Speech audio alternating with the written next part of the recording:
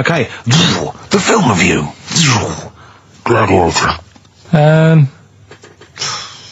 It's alright, nothing great. It's like an old, sort of an old version of Rocky done in the olden days, really. Right. A bloke fighting other people. Sure. How sort of well known is the story? Do you reckon people know the basics? Well, just very quickly, just do the plot. Quickly. There's a guy called Max. Maximus, yeah. Yeah. There's Caesar, and there's Caesar's kid, and Max goes to war, sort of wins it, comes back. Caesar says, you're good at what you do. I wish my son was as good as you. So I want you to be in charge when I die. His kid finds out, a bit annoyed about it, kills his dad, because he don't want anyone to hear that he said that he wants him to be in charge. Yeah. So his kid gets in charge and thinks, I'll show you. You're not going to be a king, I am. You're going to be a slave or something.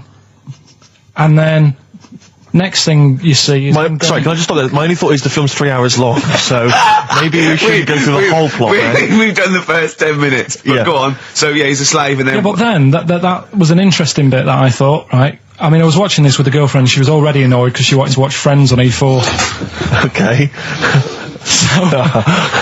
Yeah. It was a good episode as well this week. Was it? Yeah. Don't tell her that. Okay. Right, so she was annoyed and she said, come on then, put it on.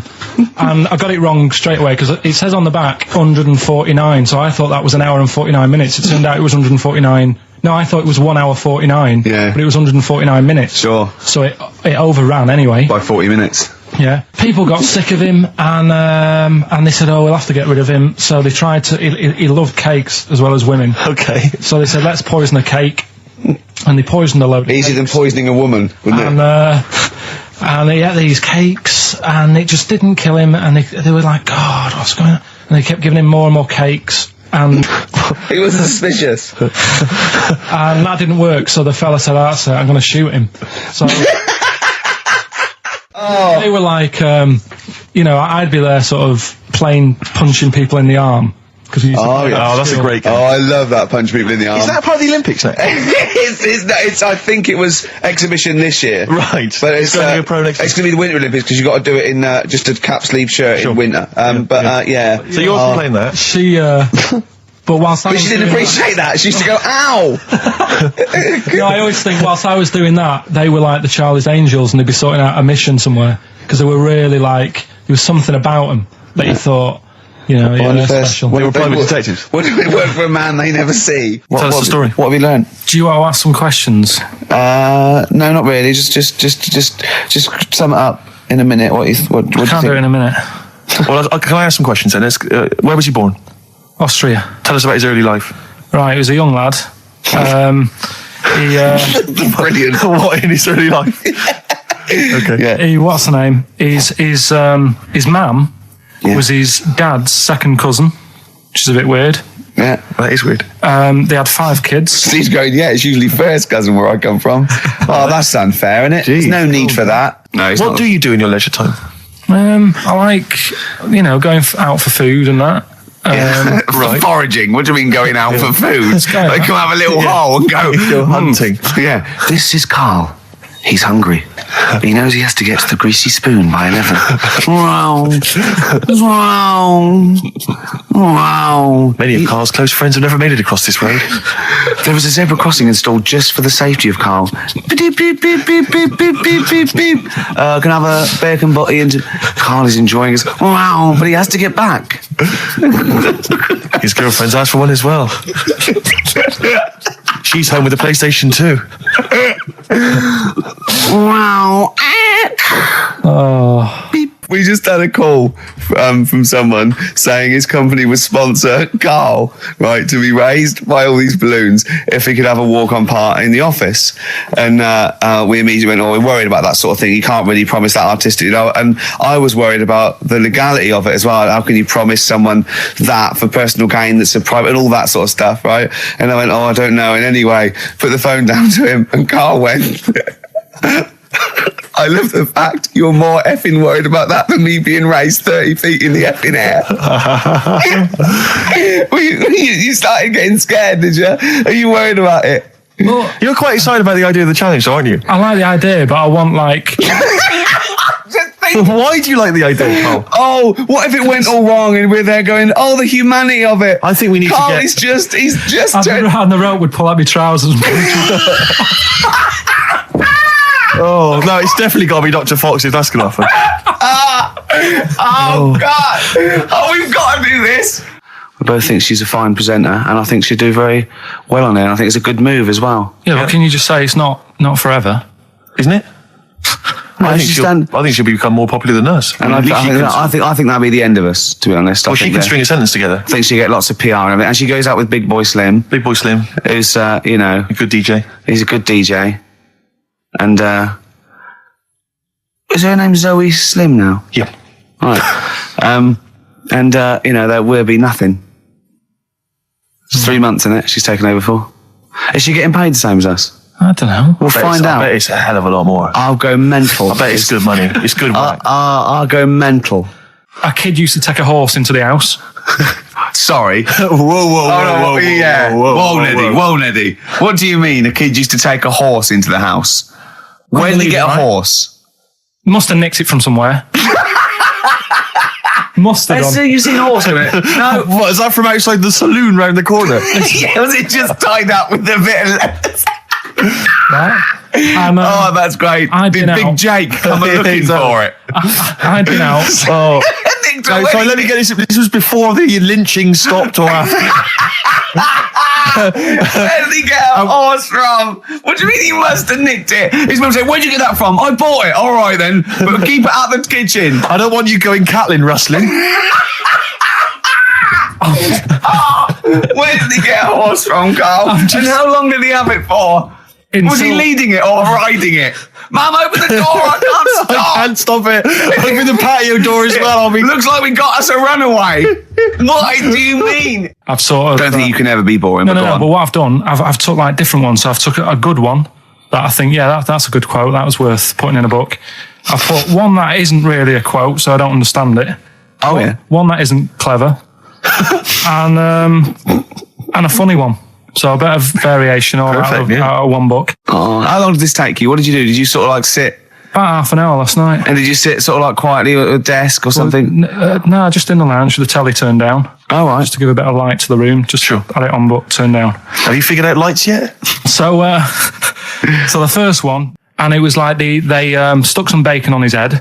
And as ever, the vital piece of information, i.e. the reason, Carl seems to have forgotten. Because the worm was in his body, and they said everyone likes the smell of bacon. Including worms. Even a Vietnamese lake worm. They love bacon. Remember last week when I said about the little fella with the bone with no brain, and you were proved wrong? No. We were saying it wasn't a little fella. We were saying it was a stillborn child. It wasn't a little fella. You're changing it now. You weren't having any of it last week. Right, hang on a minute. I'm getting confused. There was a Vietnamese snake that went inside of a soldier. A little like maggot or some sort that you have to get out of your body because it causes problems. Yes, and so in order to get it out of the body, they strapped bacon to his head. Yeah. That is great. This doctor. And did that work? I think so. They had a picture of him smiling. Oh, God, what, the worm or the bloke? The bloke. Oh, dear. Honestly, I hope someone knows the story. Right. It was about 3 years ago, I reckon. Okay. And, it did work. GI bacon. So this is why the worm burrowed out of his head to get the bacon. Get to the bacon. Right.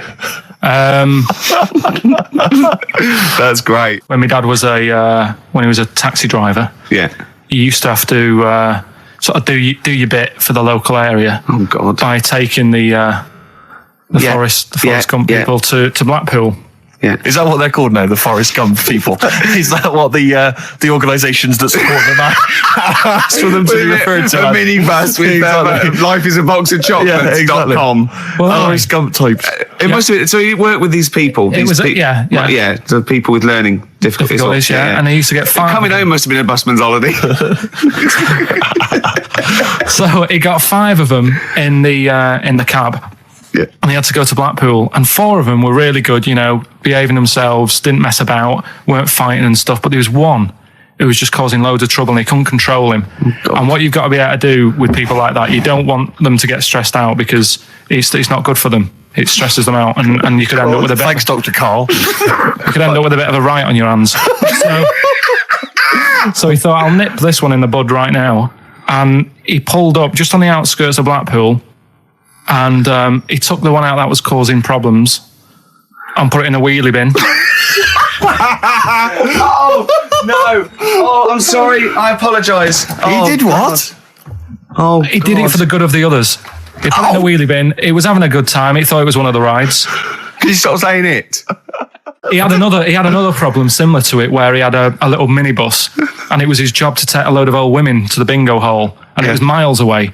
And he took him there. There was no problem. About 10 old women in a minibus. One of them was causing trouble. So he pulled over.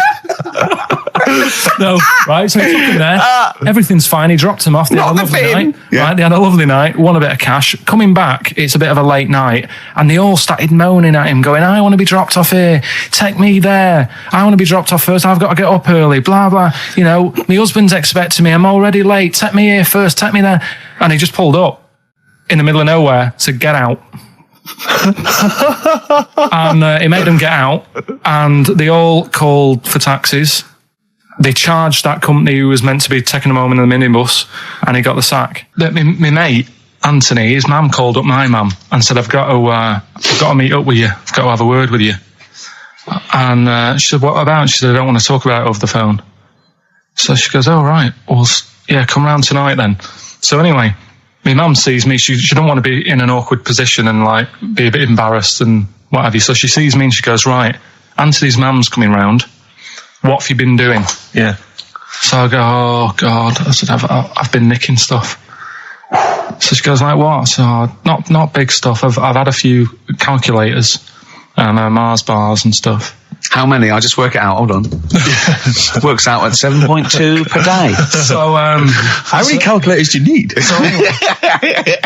So it was when that phase. You failed maths, didn't you? Everyone wanted a calculator. It was like a trendy thing, wasn't it? Right. Oh yeah. In Manchester a couple of years ago. Yeah. So anyway, so I told her all this and I confessed to computers will make it there one day.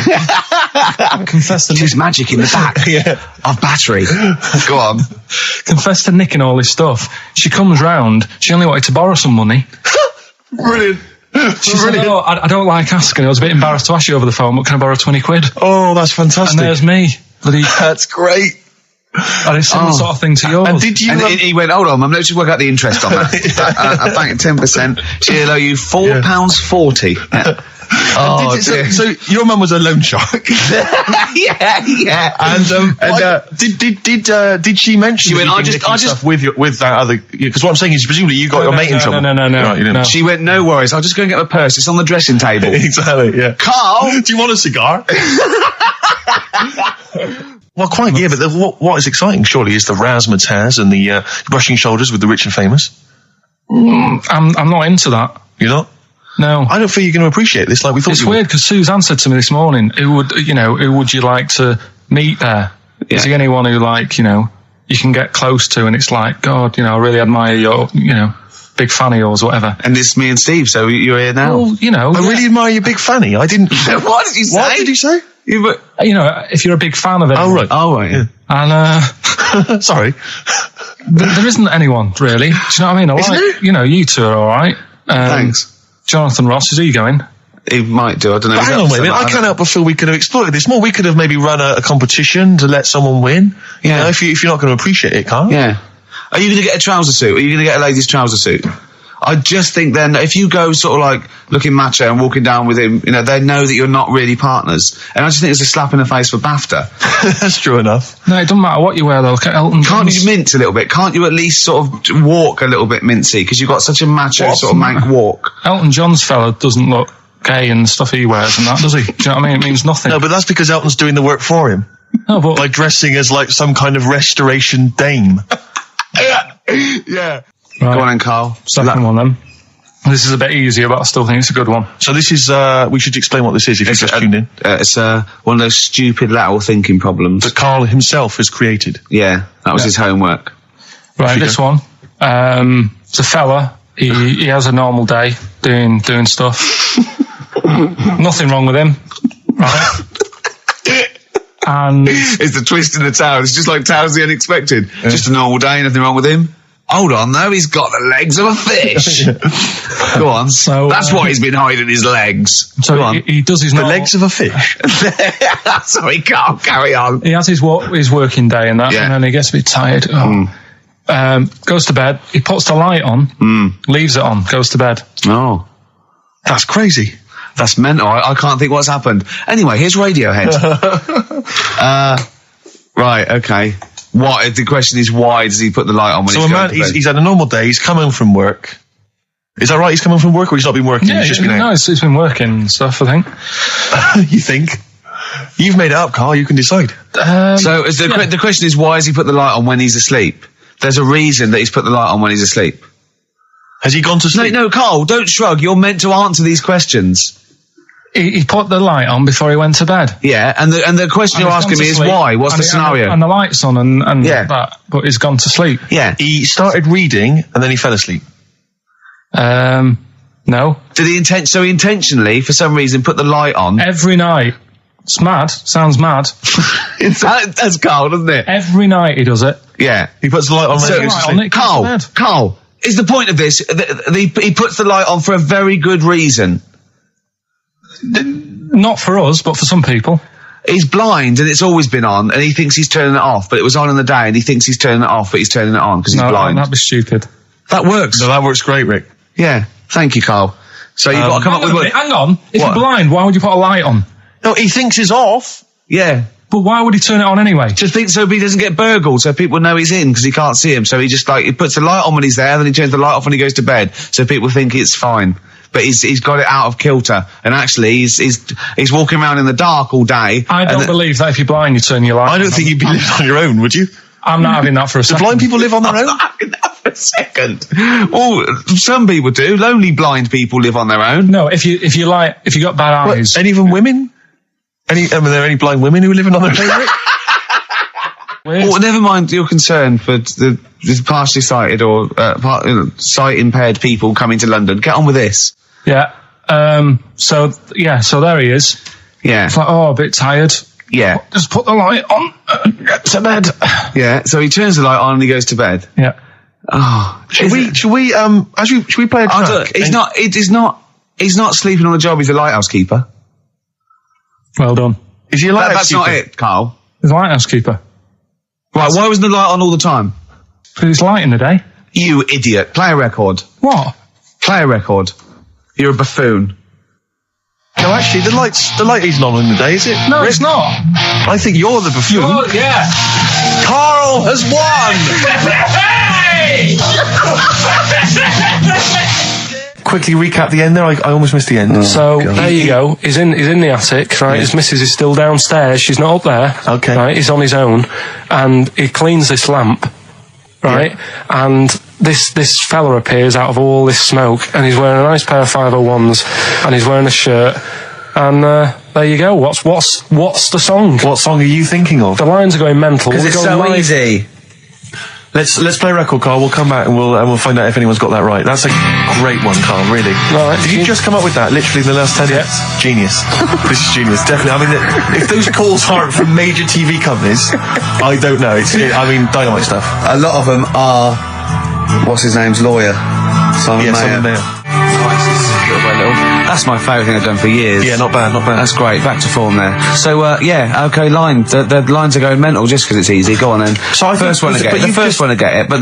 Well, it's not that though, Rick. I mean, Karl has just decided to revise the actual rules of the competition. Yeah. So that, we've decided, is very easy. So that's now a qualifier. And so then they have to answer one live. Exactly. So whoever gets that one right can play for big money. One as well, because some people will lose the will to live. Yeah. Just cut to the chase. And because they've got to qualify now, we're throwing an Office DVD that aren't ready yet. You'll sign that, won't you? Yeah. No. That increases value by 42 pence. Right, go on. We'll just go live, yeah? Hello, XFM. Yeah, hi, how's it going? Not too bad. Not too bad. Listen, A very, very quick recap, Carl, if you will, please, for the people listening. Very quick. Right. A man ends up in a loft. Man's, after moving into this house and that, he's in the loft and he's tidying up. His missus is downstairs doing the kitchen because that needed doing. He's up there, he's cleaning up, emptying the boxes. He finds a little... He rubs a lamp, a fella comes out wearing 501s. What's the song? What's the song, mate? are you talking to me? Yeah, sorry, yeah. Oh, look, I'm sitting in this bar, right? I'm not ringing up relating to anything that's going on right now. I'm after one of these armbands to go and meet Bowie on Monday. Can you help me out? What? What? Piss off. You can't say that to our public. Yes, I can. What I can't bear is people begging, Rick, on the radio. You know, I can't bear it. Is that the Australian People bloke just who's got the Bruce scrambling Springsteen stuff. tickets? Hello, XFM. Hello. Hello. Are you phoning up for an armband? No. No, Okay, great. Gene Genie, of course it is. Well done. Well done. Right, what's so your name? Everyone else can ring off now because this. Well, she might not take the challenge. What's your name? Hello. What's your name? Christina. Christina. Right, do you want to take on the challenge? Yeah. Yeah?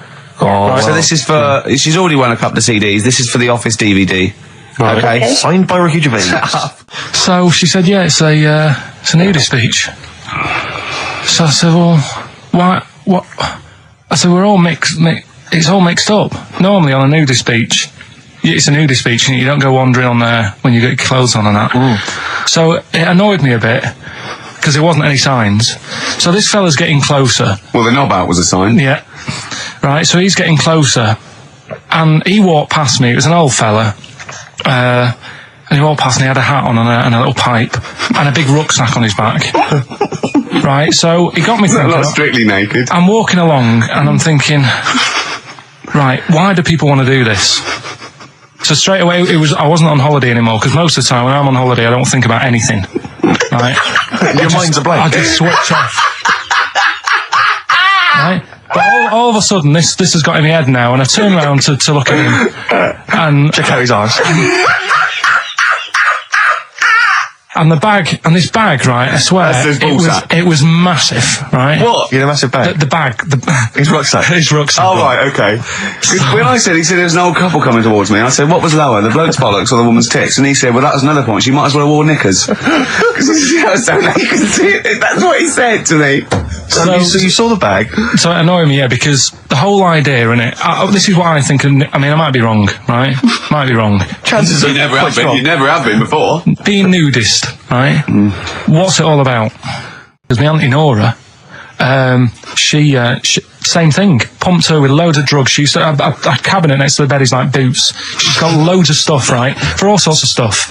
And I mean, she's not that old, but she's on loads of stuff, right? She's a bit coked up, is she? She called up my mum once.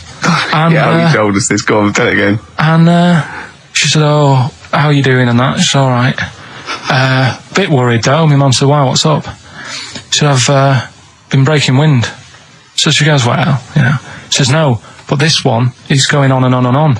And she was like, she was like, what do you say? What's like passing wind, farting for 5 minutes. one thing, not like, you know, trumping and then nothing. Yeah. Continuous drone of a fart. I'm eating. Hey? I'm eating. So am I. Carl, you have to carry on. Right, yeah. We're all eating. Crisps, big crisps. So last week, yeah, you were playing your feature, that song, I Shouldn't Switch Off because I'm enjoying the story. Yeah. And we played Living for the City, only you played the single mix, which doesn't have the entire second act, if you will. Yeah. So, Carl, you've not heard it before. I've You're never excited. heard it before. You're excited to hear the second act because, as far as you're aware, there was a young guy. He's living with his family. They're fairly impoverished in Mississippi, but you know they're happy. They're getting on all right. But you're not even aware that he's moving to the big city.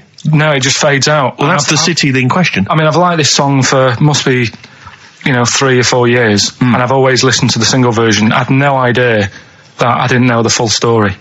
So, Yeah, it's not. I mean, and I know your attention to detail. You like to know the full story, like where everything. well, was. the whole idea of the feature is to say, you've got to listen Where to the was the song. lead plate thing? Where was the lead plate thing? Where was the lead plate thing? That was like a few years back. Where was it? Where was in it? Britain and Scotland. Yeah. It was a problem all over the world. They had to deal with it. You're making it up now. Is it something you saw in Lord of the Rings? Yeah. Right. So anyway. Yeah. So the Lion and the Witch, yeah. Go on. Go on. So far, then, what did we learn in this story? From We learned so Stevie far from Stevie that there's a young lad. He's, as I say, he's got a family. He's fairly happy, except they're very poor and they struggle to get by, but they're happy and they're doing it anyway. He's moving to the big city. Carl, this is the bit you didn't realise. Just play the track. Okay, here we go. So this is halfway through. This is halfway through the tune now. This is you've not heard this before, have you? Let's go. Sorry, I accidentally played an episode of Kojak. By mistake. We were going to play a song. Carl, what did you make of that then? Yeah, what's happening there then? Eh? He was living with his family. He was fairly impoverished. He went He's on a moved bus. to the That new. bus he was on, was it? Right. So what's your take on it, Carl? After hearing that, what I've worked out by it, the first part that we heard last week, everything's all right, but it's not that great living in Mississippi. Right. So he goes, I'm going to go to New York. There's plenty of work there. Yeah. They'll sort of accept me as, and everything. So he goes there, and the weird thing is, he's hardly been in New York for a second. He gets on a bus. All of a sudden, some copper's arresting him. He's like, "What's going on?" And then he's got 10 years. I mean, what you can't hear, because the levels are quite bad. I mean, I work with sound. I can't really hear what's going on. You're criticising Stevie I'm sort Wonder, of then? guessing that he didn't pay his bus fare or something. And 10 years. He got 10 years for that. I really don't know what was going on. And the last one. I've got that one. That's terrible. That's terrible. Okay, quickly. Oh, God. And the last one is that bloke who does. Come on! It's making me laugh. Come on, Carl. Be professional. Right, the last one. Right. I can't do it. It's making me laugh. Oh, come on, I'll come and read them then. No, hang on. Come on, Carl. Right, here we go. They don't do this on Blockbusters on TV, do they? No, come on. That bloke who does sport on telly. He's got a little kid, right?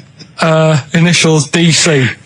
What? Is that I'm the completely clue? confused by that. Was that the clue? Yeah, that bloke who does sport on telly. Yeah. He's got a little kid. Initials DC. Okay, is that a band?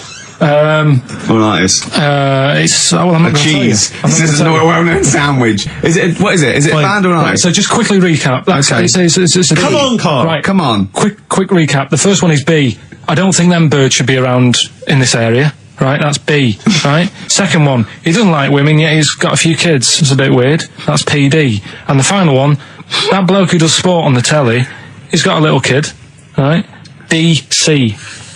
All right, and it's ricky.gervais at xfm.co.uk if you want to enter for Hellraiser. Oh, I'll tell you what, continue to do a little theme of some old stuff people haven't heard of. If you're under 30, you probably never heard of this band. It's also a new thing I want to introduce. It's Show Up Camfield. Camfield talks the talk, he doesn't walk the walk. He doesn't play some rock classics on his show because he's scared.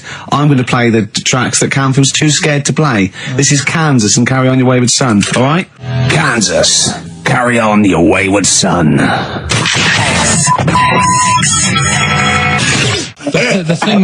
thing that I wanted to tell you is money for old rope. Do you know what I'm saying? I can't even be bothered. Yes, you're going to tell me now. Come on, Carl. I mean it. Basically, money for old rope came from the right. What was all that about? You can tell someone's weight. What was all that bonus for? fact. And blind blessed shitting himself. What are you? What? No, tell me that now. You nearly made me swear then. I'm getting really annoyed.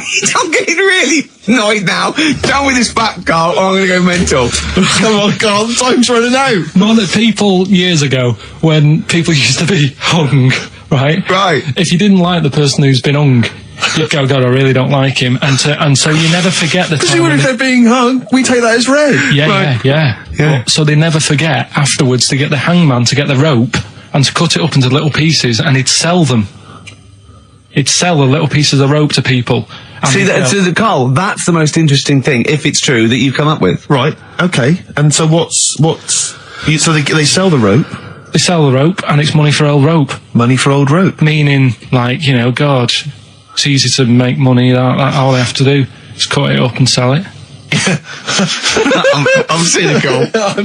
Right, there's a little midget, Right, there's a circus. I'm loving it already. Circus going on somewhere. I think it was in America. And is that present day or old times? I'm talking like in the last 3 weeks. Okay. Right, little midget circus, really packed out show. People are loving it. Right, Steve, you'll ask the same question I did. I know. So there's little midget jumping up and down on a trampoline. That's what circus is. Right. I'd pay good money to see it. So everyone's clapping, and he's getting carried away. Because he can't believe they're loving it. I didn't know they'd like a little person on a trampoline, but they love me. But you know what it's like when if there's a crowd of people sort of encouraging you to sort of go higher and stuff. Yeah. And I'm sure he knew it was getting out of hand. But he was jumping and he was coming down the road going higher, and he's going really high in the air, right? So he's doing this. Crowd are clapping. There's a hippo, right, just sat next to the trampoline, getting ready to come on and do his act. Oh, right, I thought he was in the audience. There's a hippo getting ready to do his act, Steve. Yeah. So he's a ventriloquist. What do you mean he's sitting by the trampoline waiting to do his act? Because why does he sit in the dressing room and they go, 5 minutes, Mr. Mus, 5 minutes, Mr. Mus. So anyway, right, so the hippo's there. He's getting annoyed, is it? Because the midget. He's going, how can I follow this? This is really annoying. They're going to be, no. So he's thinking, he's already done the trampoline, my pogo stick act is never going to work. Yeah, go on. So there's a hippo waiting. See, it's a great story, and I just know he embellishes it or it gets slightly wrong. Go on. So there's a midget jumping up and down. The hippo's getting annoyed. The crowd are going mad. The midget's loving it. Can't believe his luck. Although you think he probably knows he's dicing with danger. Yeah. So next thing you know, they're all saying higher. He gives it one big, like, heavy sort of landing on the trampoline. Goes really high, but goes off at a funny angle. Oh, hypotenuse. Okay. Yeah. And sort of flies up. Hypotenuse! Sure. Flies off at a funny angle. Oh, dear. Hippo's there, swallows him whole. Crowd are clapping, thinking that's why the hippo was waiting there. Rubbish. Rubbish. Right, that's Aqualung. Good time's gonna come, innit? Right, Carl, come on in, educating Ricky. So, don't let the cat out of the bag, that's where that comes from. Comes from a crafty butcher. Right, go on then. So the next little headline is Wash Up With You. Wash up with you, go on. You want to know about that? Yes. It's a survey that they did this week. They? Yeah, some university did some survey. Brilliant. Did a world test on washing up. Yeah. And each country were given 140 pots to clean. Brits were the quickest. Yeah. Turkey were the slowest at washing up. The Turks. It's not because the little fellas that work in the kitchens with no, is it? They can't reach. Spain were the cleanest, and the Germans were pretty good as well. So I don't know where to start with this. Honestly, Steve, I don't know where to start with that. Look at his face. It was really light, right? We've had the parrot, right? These are things that I found the parrot. Right, I've told you about the dog in the car wash. Right, you didn't tell me about that. You said there's a car wash for a dog. That's all you told me. Yeah, the but parrot, you said there's a parrot. What? It's a problem at funerals. Yeah. That's nothing. Do you understand? And they used to eat cats. what else have we got? Travis on XFM 104.9 on Ricky Gervais with me, Steve Merchant and Karl Pilkington. We're doing Educating Ricky. Right, final one. Come on, Karl. Right, what was it? It was, why don't they just get a diary or some paper or something to write on? Yeah.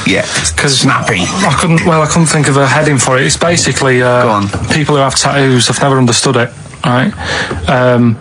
That they have something put on their arm. Right, sorry.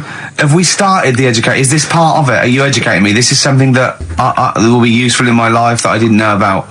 Yeah. Go on then. No, it's just that they've got a machine out, right, that does tattoos. You come up with a design you want, and you sort of this machine scans it, and you put your arm in this thing, and you press print or whatever, and then it does the tattoo on your hand. or on your What, like arm. loads of little needles that follow a pattern? Yeah, Computer, is it? basically, yeah. Is it a real tattoo? It's a proper. It's a proper one. The fella said, Well, as long as it goes out, it pierces the skin with a. I just wondered if it's one of those kind of, those kind of. No, it must be lots of little needles or a moving needle that can go Sorry, along. but how is this cleaned? Like in between each person? don't know, probably, I don't know. Well, no, as long as it's only that. If it's one needle, it's just the head, isn't it? If it's one needle that moves, does it like loads of little? What are we gaining from a machine doing it? Just because they're going to sort of mess it up. But hold on, how do you keep your arm still? Because your skin moves slightly. So the machine It's sort won't. of strapped to your arm. Right, And so the it's fella, spread- so the it- fella said that the tricky thing was in all this, it was the fact that, nobody would let him test it out on anyone else, so he had to do it himself. But did it work? Because the thing is with a tattoo Yeah, it artist, works, they can see when your skin's moved and they can see what they've done and they keep wiping it and looking. Whereas a machine's just got to trust itself. Yeah. So I think one needle could go wrong. If it was a lot of needles, that it just came down, 1,000 needles that was an imprint. Yeah. But obviously I'm asking someone who hasn't delved any further than there's a machine that can give you a tattoo. That's all you've got at the moment, isn't it? Well, basically. That's all you've got. I mean, that's what I've got because I'm not a fan of tattoos. I don't. But where did you read this again? This was Internet? This was on the internet. Yeah, it was. Yeah. Okay. And I just don't understand why people do it. That's what got me attention. Because me. Sorry, what have I learned from this?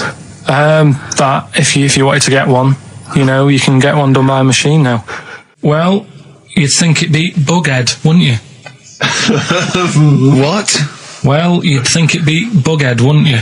You'd think it beat No, you'd think it'd be. Yeah. You'd think it'd be Buggered, wouldn't you? Bughead. Bughead. This can't be. If this is anything with a bug living without a head, I'm not interested because we've done it. All we've done is fun. Let's just do what a cat. So it is that. Do that one first. Which one are we No, do the Bughead one. Right, well, the Bughead one. Well, we've talked a lot about animals and that, haven't we, without heads? Surprisingly, we have. I think a disproportionate amount on it. If you're a new listener and this is the first time you listen, you'd be surprised. Yeah, we've done all that. We've covered worms, the way if you cut their head off, it grows back if you don't cut too high above its neck. We've covered The chicken. the fella who blinked. Yeah. I can't go into it again. Right. Let's not go into it again. We've had the chicken with no head that lived for 8 months. Yeah. And we've had The cockroaches living for a week without an head. Right, okay. Well, it's a bit more on the cockroach front, really. Right. They've found, right, that if you get a cockroach and you cut its head off, right, and then you find a cockroach that's still got its head, but it hasn't got any legs, Right. right, it's not over for both of them, right? Because what you can do, you get the one that's got the legs, Right. with no head, sort of running around, get the one with the head, sit it on top of it, Right. get a little tube, Okay. so that the fluids. So is this auntie's go out of the Let him room? finish. This is like Blue Peter. Let him You could get this for Christmas. Right, you get a little tube, you sit that on top so the bodily fluids are still running between the two. Right. The head of the one on the top will control the feet of the one on the bottom. Okay. What about Good. And will it continue to live? that? Yeah.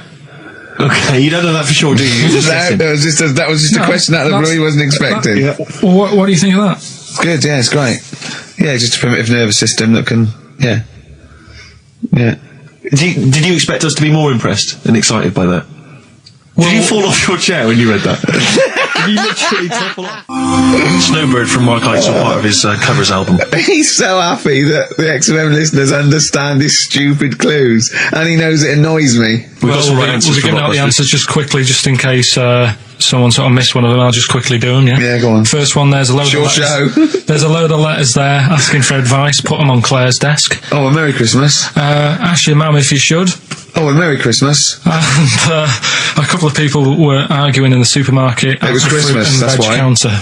And that's B. Okay, we'll give those answers out shortly. Yeah. Right, here's the last clues of the year. You had...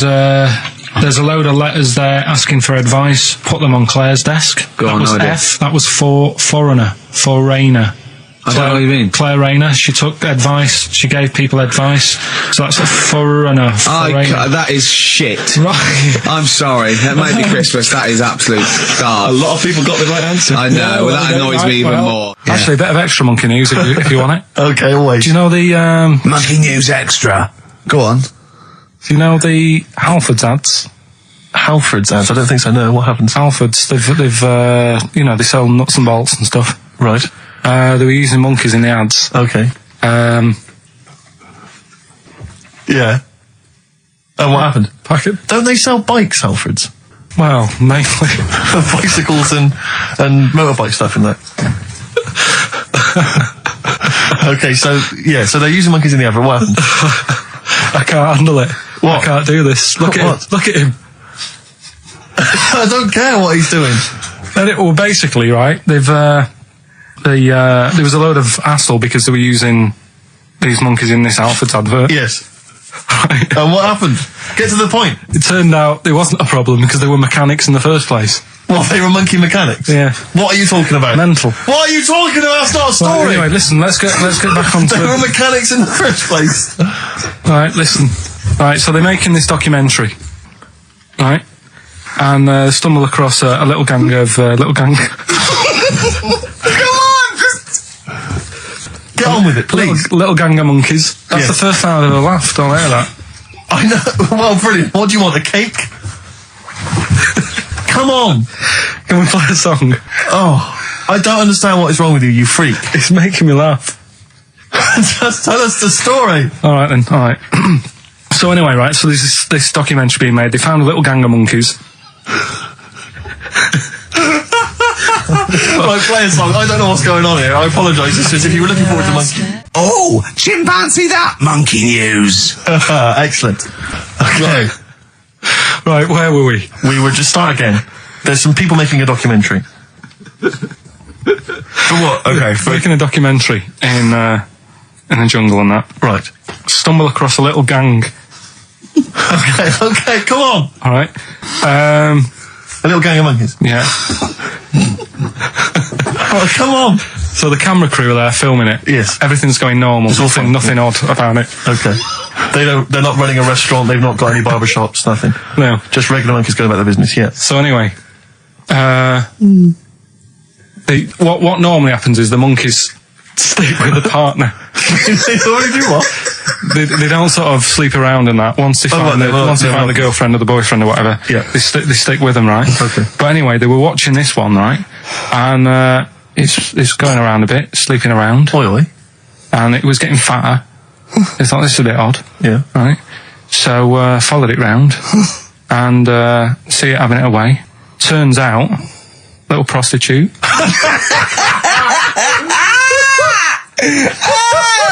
Oh, God! It's a little monkey prostitute. And it was getting fatter because it was charging them bananas. What a load of old rubbish. Charging them bananas! What was it, a boy or... It was a... Woman. Little woman monkey. That's the most extraordinary monkey news I've ever heard. Oh! And another bit, this was the best one, right? Grab it! Right, there's this fella, and he was on his bike, right, Yeah. cycling to work or whatever, and he sort of sees this thing in the corner of his eye. Right? Literally in the corner of his eye. Or you mean he He just said he saw in his something. peripheral He vision? saw Okay, something yeah. and thought, what's that? Yeah. So he thought, oh, doesn't matter, whatever. And he stops off at a cafe, right, get a little scone, a tea or whatever, and he goes in there and he's sat down, and the waiter comes over, he says, yeah, what do you want? He says, I'll have a scone and a tea. He goes, all right then. So he goes to get it, comes back. As he puts the tea and the scone down, his face is like, what is that? Right? Like a look of frightenedness on his face. Right? Drops the tea and legs it. So the fella's going, what? So he legs it after the bloke and goes, what? And he says, oh, something came out of your nose. That was massive. Sorry, something came out as a Listen, guy this is all serving. true because people would have watched it, so don't start saying it Sorry, didn't but hang on, I happen. just need to clarify. The guy I on the don't. bike. I don't believe he ran away. Wait a I minute. don't believe he legged it. I don't believe he had a look of frightenedness on his face, and I don't believe he said something massive came out your nose. And I don't even believe he had a cup of tea and a scone. These are the things that I think are embellished. But who had something coming out of his nose? Was it the guy serving the scone? The one who was on the bike who ordered the scone. Yeah, but what It was came it? out of his nose. Yeah, what was it? Came out of his nose. Right. So he goes home and he thinks, I've got to sort this out because it's not good and that. So he But sat. what? No, it was out of his nose. So you mean it poked out of his nose? It didn't come out. It just said hello and then it... It was like the maggot in the head. Yeah, He yeah, popped, it just- popped his head out, had a look around and went back in. Why Like, did the bloke drop the tea and run? well, it's weird, isn't it? Alright, so he goes home. He goes home and he goes, oh, God, you know. So he sits in front of the mirror and he's sat there waiting. This thing comes out. Again, sort of looks round, goes back in again. So he goes, oh, No scones. right. No, it's... So he goes, I've got to sort this out. He goes to the doctor's, says to the doctor, I've got something up my nose. It just keeps coming out and having a look round, going back in. Didn't say So that. the doctor's like, oh, I haven't heard of that before, right? Didn't say that. So sat there. It does it again. The doctor looks, frightened again. Runs away. Yeah. He Well, he's got a look of frightenness on his face. he had a look of medical frightenness. He dropped his stethoscope and legged it. Black Rebel Motorcycle Club, spread your love. It's time to give Karl... You're actually nervous, aren't you? I'm a little bit nervous. Just to recap, Karl is 30 this year. He never went to get his results of his GCSEs. So myself and Steve took it upon ourselves to phone his school, track them down, and we actually got your results. What did you think you took? Did English, Right. maths, Yeah. art, Right. and I think I did physics. Okay. Well, you didn't do any of them. Right? You didn't do any of them. You didn't register. You registered for one exam and took one exam and got results for one exam. So I don't know what you thought you were turning up to, or you weren't registered, or you didn't. You're familiar with the notion of registering for an exam. You have to kind of officially register in order to be eligible. What do you mean, register? I turned up for a couple. Yeah, you can't just show up. You have to register for them. You have to pay this because it costs the school money, so they have had to have paid for you if they thought you were going to pass. You can't just turn up on the day and ask for some paper at the front. I never got a letter telling me that. Well, that's because you were never at school. But you did somehow register or registered for one exam. You registered for history. It's a topic that you've always been interested in. I was saying to Ricky before, World War II, I loved it. Not the actual event. No, the but study just of it. all You the mean? stuff like, about the Anderson shelters and stuff like that. Yep. And the bombs and that. And then when I took it, it had nothing to do with that. It was more about the Tudors. So the Second World War didn't come up. You mean there were no questions about the Anderson shelters? Nothing. That's devastating. So So what are you expecting the result to be? is that seriously? Is that it? Yeah, it's the only one you took and registered. As far as the school is concerned, or yeah. certainly Well, in it's the terms only of one what that they told counts. us. It's the only result. It's the only one that counts. Yeah, you've got. I don't. Did you register for yours? Yeah. Yes. I've got certificates and everything. So what? Do you do that before the exam? Do you have to go somewhere and sign something, or? Yeah, you don't check your results and then decide if you want to register. It's not like Millionaire when you look at the question and go, I think I'll take the money. Yeah. You go. No. But anyway, you must have registered for one, or maybe your teacher put it in. Put you in for Well, I didn't do it. They must have been confident. They must have been confident. They must have thought your best bet was history. Right. So, what did they get? You got an E, which I think, technically, is a pass. E. It's a bad pass, but there's F, How and there's much U. You're not going to be doing a PhD. You can get an F, right, which is fail, and then a U, which is ungraded. Now, I don't know why the U exists, because F means you failed. U is like them going, you not only failed, but you wasted my time. So, We're annoyed that you took this exam. so who thought they'd register me to get an E?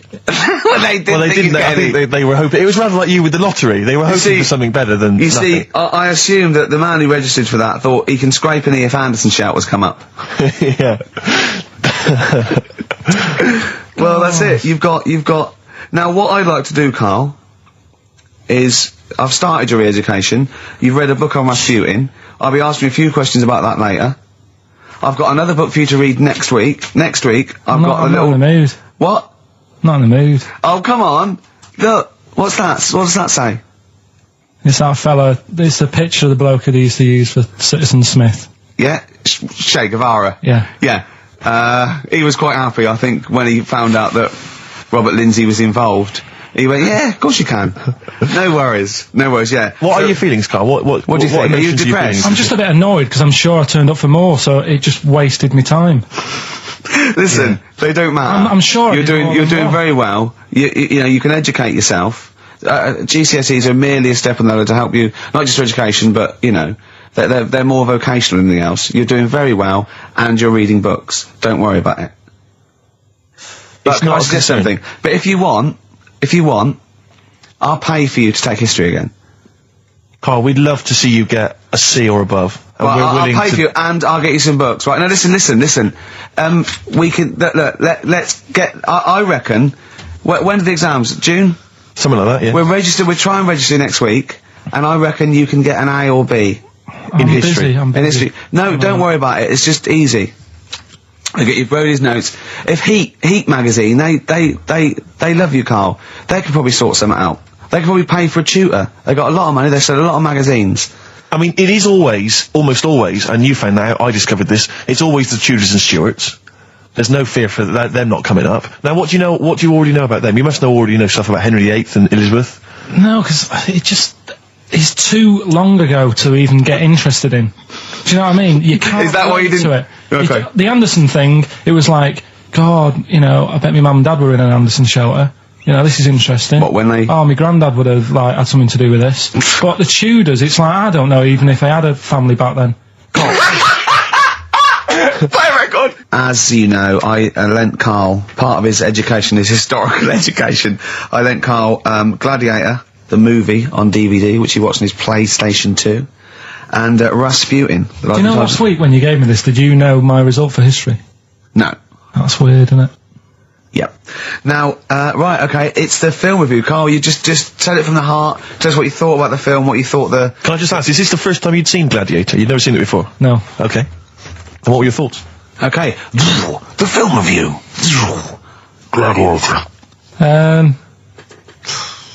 It's alright. Nothing great.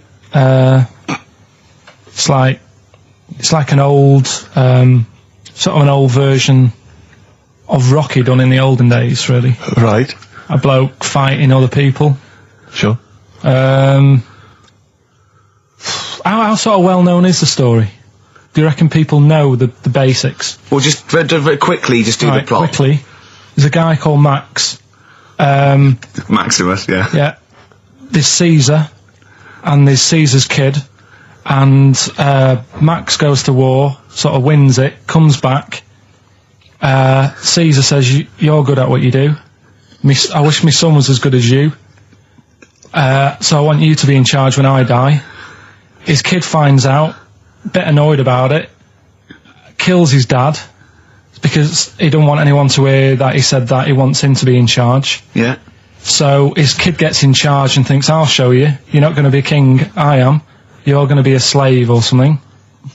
And then, next thing you see is... Sorry, can I just stop there? My only thought is the film's 3 hours long, so maybe we shouldn't go through the whole plot, right? We've done the first 10 minutes, but Yeah. go on. So, yeah, he's a slave and then... Yeah, but then, that was an interesting bit that I thought, right? I mean, I was watching this with a girlfriend, she was already annoyed because she wanted to watch Friends on E4.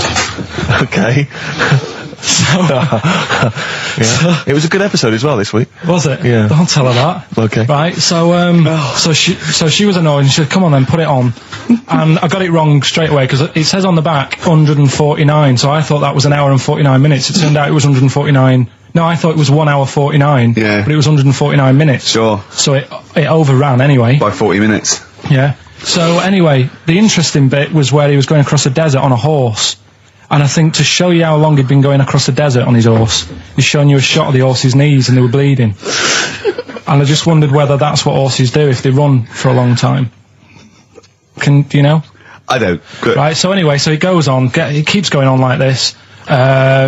he's a slave, and then he has a fight at the end with the Caesar's kid, and he kills him. And that's how it ended. Okay, good. What did you think of it? Just generally, what bits? What do you think was wrong with it? Right, well, I've read up on it, and there's already a fact that is wrong. Right. Caesar's kid, he didn't actually kill his dad. His dad died of a natural death. Right, in real life, you mean? Yeah. Okay. And, what's Caesar's kid's name? Comedian or something? I think it's comedian, yeah. Yeah. That's where the name comes from. When a funny person is called a comedian. He didn't actually get killed in real life by Max. No. He died by his sister poisoning him, and he didn't die. No. Are you saying that this is not a historical document? It's wrong.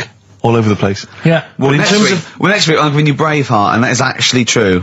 That is factually accurate. I can't handle it. It was a little Australian fella that helped him out. Just for people who watched it, they know that the guy, Caesar's kid, yeah, he died. His sister tried to poison him. That didn't work. Apparently, he was a gay fella, and his boyfriend, who was a wrestler, strangled him. Where did you get this information? On the internet. I thought I'd look it up to see how much of it I actually got right. Yes. And that's what I read. Okay, so out of 10? 5. Really? Yeah. Okay. It's no good. I wouldn't get it out. And it's annoying the way it says, like, this film's got to be seen at the cinema, because I saw it at home, and I don't think I missed out on anything. Very good point. I think that's probably the point they're making, but yours is valid too. We'll play a record, and after that I'm going to ask you about Rasputin, the Mad Monk. But anyway, Gladiator, just was going to add on the end of that. If you're into that sort of film, Jason and the Argonauts is probably a better bet. Is that factually accurate? Did you look that up or not? Did skeletons actually come out of the ground and fight? Yeah. I don't know, but it's a more enjoyable film. Okay. It's shorter. Okay, now, just moving quickly on, just the last item on Carl's re-education this week. Rasputin, you've read a little book about Rasputin? What did you know about Rasputin before you read the book, Carl? Can I just tell you, when I handed him this book, it was my house, so he went, is he the one that lived under the bridge? And I went, what do you mean? He went, the fella that lived under the bridge, and you had to pass him with a, and Jane, went, you're thinking of, Rapunzel. And he went, yeah. And I went, well, that's not Rapunzel either. Rapunzel's, you had to say, isn't that, you had to guess his name. The person who lived under the bridge was a troll in the three little brick graph. I'm a troll, foldy well. So, to answer your question, Steve, that's what he knew about Rasputin. Okay? So have you read this whole book? Can I just have a look at it, Rick? This whole book, it's about the size of a beer mat. Yeah, I'm just thinking it. But did you read the whole thing? No. You didn't Well, you didn't even do that. Well, again, some of the names in there are so long and foreign sounding that I just thought, I can't remember all these. So I just got to the meat of the story. Go on, what did you learn about Rasputin? Right. He was a monk. Yep. And, mad? Was he a mad monk? Hang on a minute. Don't confuse him. Sorry. Right. Go on. God. You see, this is what happened in the exams. Right, it was... Oh, don't do that when I'm drinking, Carl. Please, mate. He loved his women. And that's how the story started off. He had really nice... story started off? Yeah. He had really nice eyes, and that's what everyone fell for, especially the women. Yeah. Anyway, the people back then thought he had special powers because he could hypnotise people or something. Oh, yeah. And it was about a little lad who had some sort of blood clot on his leg. And he said, just calm down and you'll be alright. And people thought he had special powers, but what he was doing, he was saying calm down, and he relaxed, and it stopped the blood flowing sort of as fast. And that's how he got better. But anyway, that's the only bit of special work that he did. And then he kept going on, and he was going in brothels and all that. And the people in the town thought, this isn't right, he shouldn't be going about doing this. And where did he live? Russia. Right. Is that right? Yep. What sort of era? I thought you'd know, About 1800. Okay. Oh, right. Okay. And then... Do you want to check that, Steve? You got the book? People Well, got I know sick for a fact of that's him. not right. people got sick of him, and they said, "Oh, we'll have to get rid of him." So they tried to. He loved cakes as well as women. Okay. So they said, "Let's poison a cake," and they poisoned a load. Of Easier than cakes. poisoning a woman, wouldn't it? And he ate these cakes, and it just didn't kill him. And they were like, "God, what's going on?" And they kept giving him more and more cakes, and He was suspicious. and that didn't work. So the fella said, "That's it. I'm going to shoot him." So.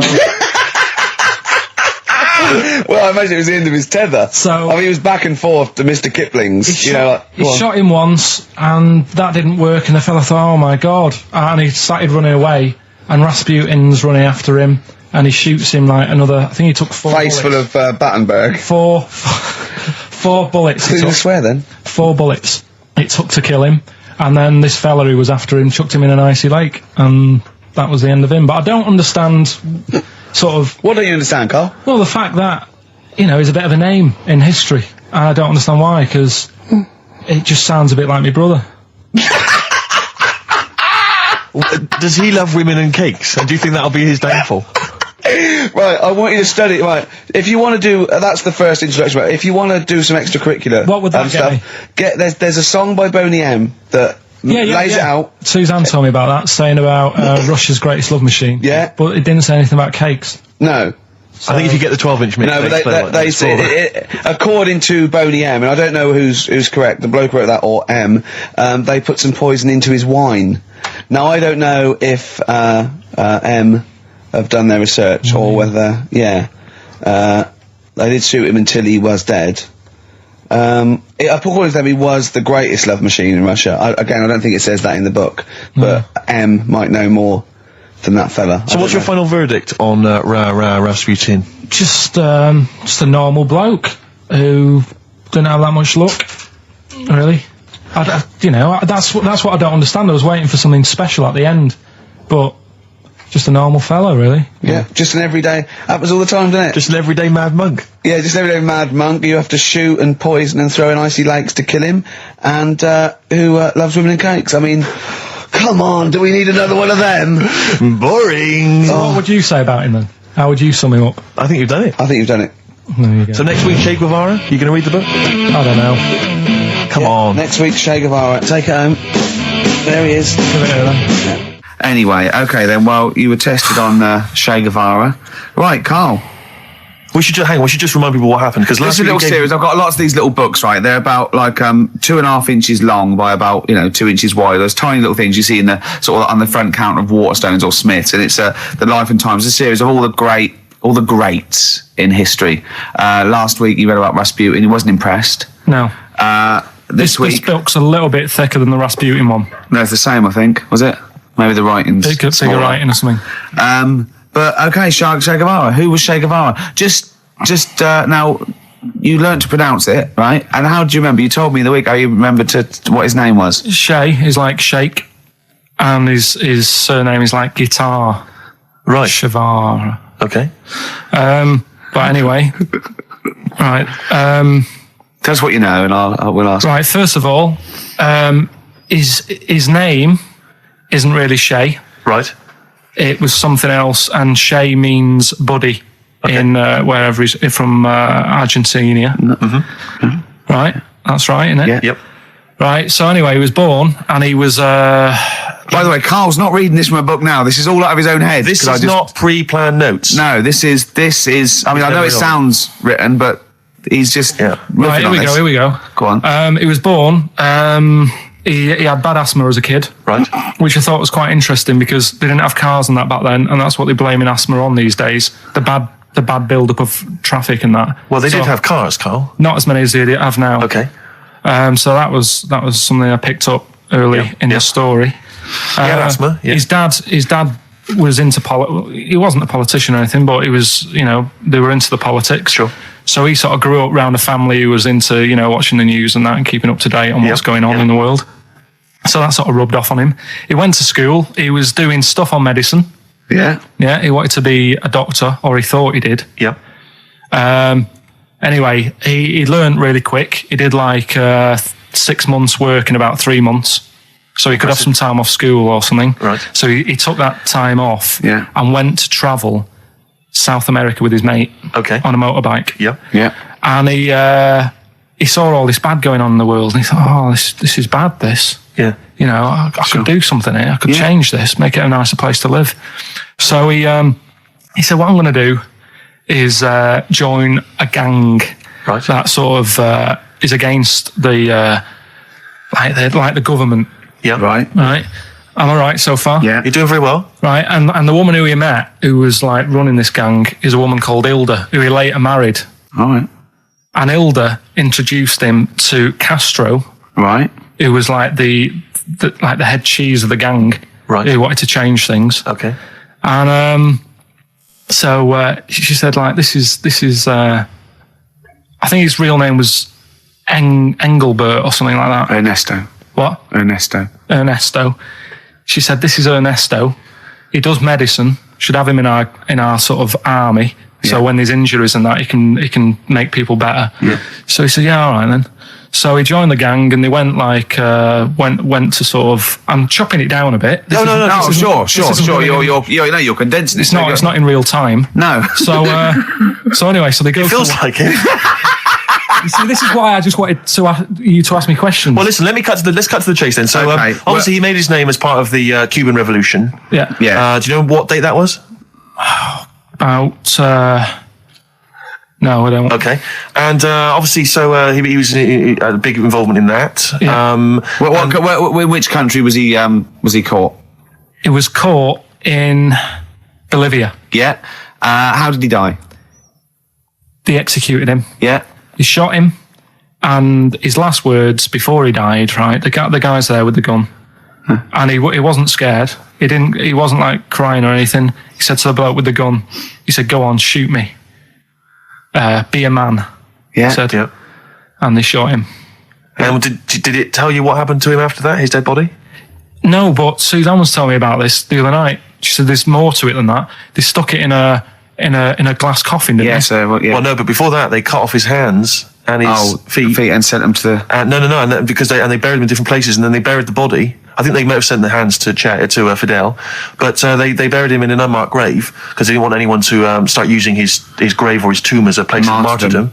But of course, that just made him even more of a martyr because no one knew where he was buried. So it just meant that he was Yeah, even but that more wouldn't of work anyway, because if they did find out, that's more places people can go and sort of grieve. Do you know what I mean? If you've got all these different graves, What with different parts of his oh, body. you've got a foot over there, and it's like, well, you know, oh God. His head over there, Thanks for sure. what you're doing.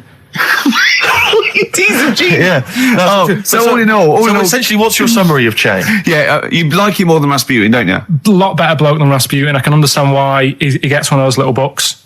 Well worth knowing about, and good bloke. Did a lot, you know. Crammed a lot into his short life. Yeah, but interesting bloke.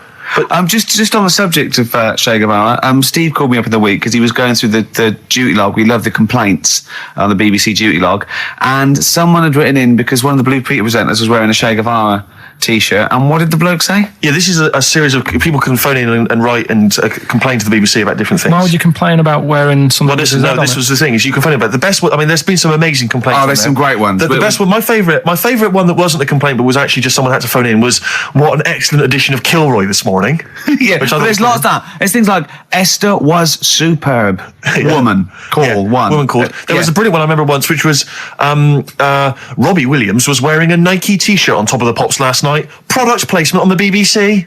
It's just all So things like that. pathetic. Yeah. But anyway, this was one phone call. There was a presenter on Blue Peter. She was wearing a T-shirt with Che Guevara's face on it, Right. and someone had written in and said, or someone had phoned in and said, very worried to see a presenter wearing Che Guevara's face on a T-shirt.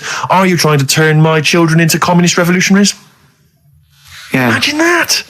Imagine who's thinking that. Who's bothering to phone up with that information, Carl? Yeah. Who knows what they're going to say about this show? Yeah. I mean, you've been championing the work of communist revolution. Luckily, no one listening to this show can either write or operate a phone. So I think we're pretty safe. So thumbs up for Che Guevara. Yeah. Well done to Carl there. Yeah, no, I thought it was I did brilliant. all right, didn't I? But the thing Yeah, is, that- Carl, you keep saying to us you don't understand why history's interesting, and yet you're clearly interested by that. You remembered that Carl, information. I've got another. Yeah. I've got a few in the series. Can I give you your next week's homework? Go on. There you go. Oh, Read it out. Hitler. Hitler, the life and times of Hitler. 1889 to 1945. Yeah. Yeah. Do you know much about him? What was the significance of that last date? Why did he? What was that last date, Carl? Why do you think he died in 1945? End of the war. Yeah. Which I'm interested in. So this will have stuff about Anderson shelters and that. It might not be covered in the Hitler biography, the Anderson shelter, but Just check if there's a special Anderson chapter, Anderson shelter chapter. Well, I'll look forward to this. Be interesting. Powdered Egg is page 4. Yeah.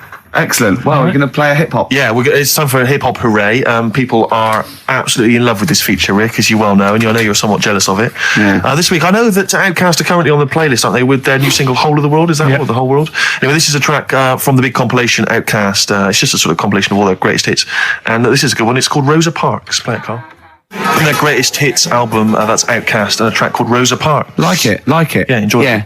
Now, we just had a call from someone impressed by Carl, and Carl's very pleased because this guy has actually done a PhD on Che Guevara. So in theory, whatever subject he chose, in theory, he's probably one of the experts in the world on this particular field. Now, hello, are you there? Yeah, I'm here. Hello, what's your name? My name's David. David, now where did you do your PhD? At UCL.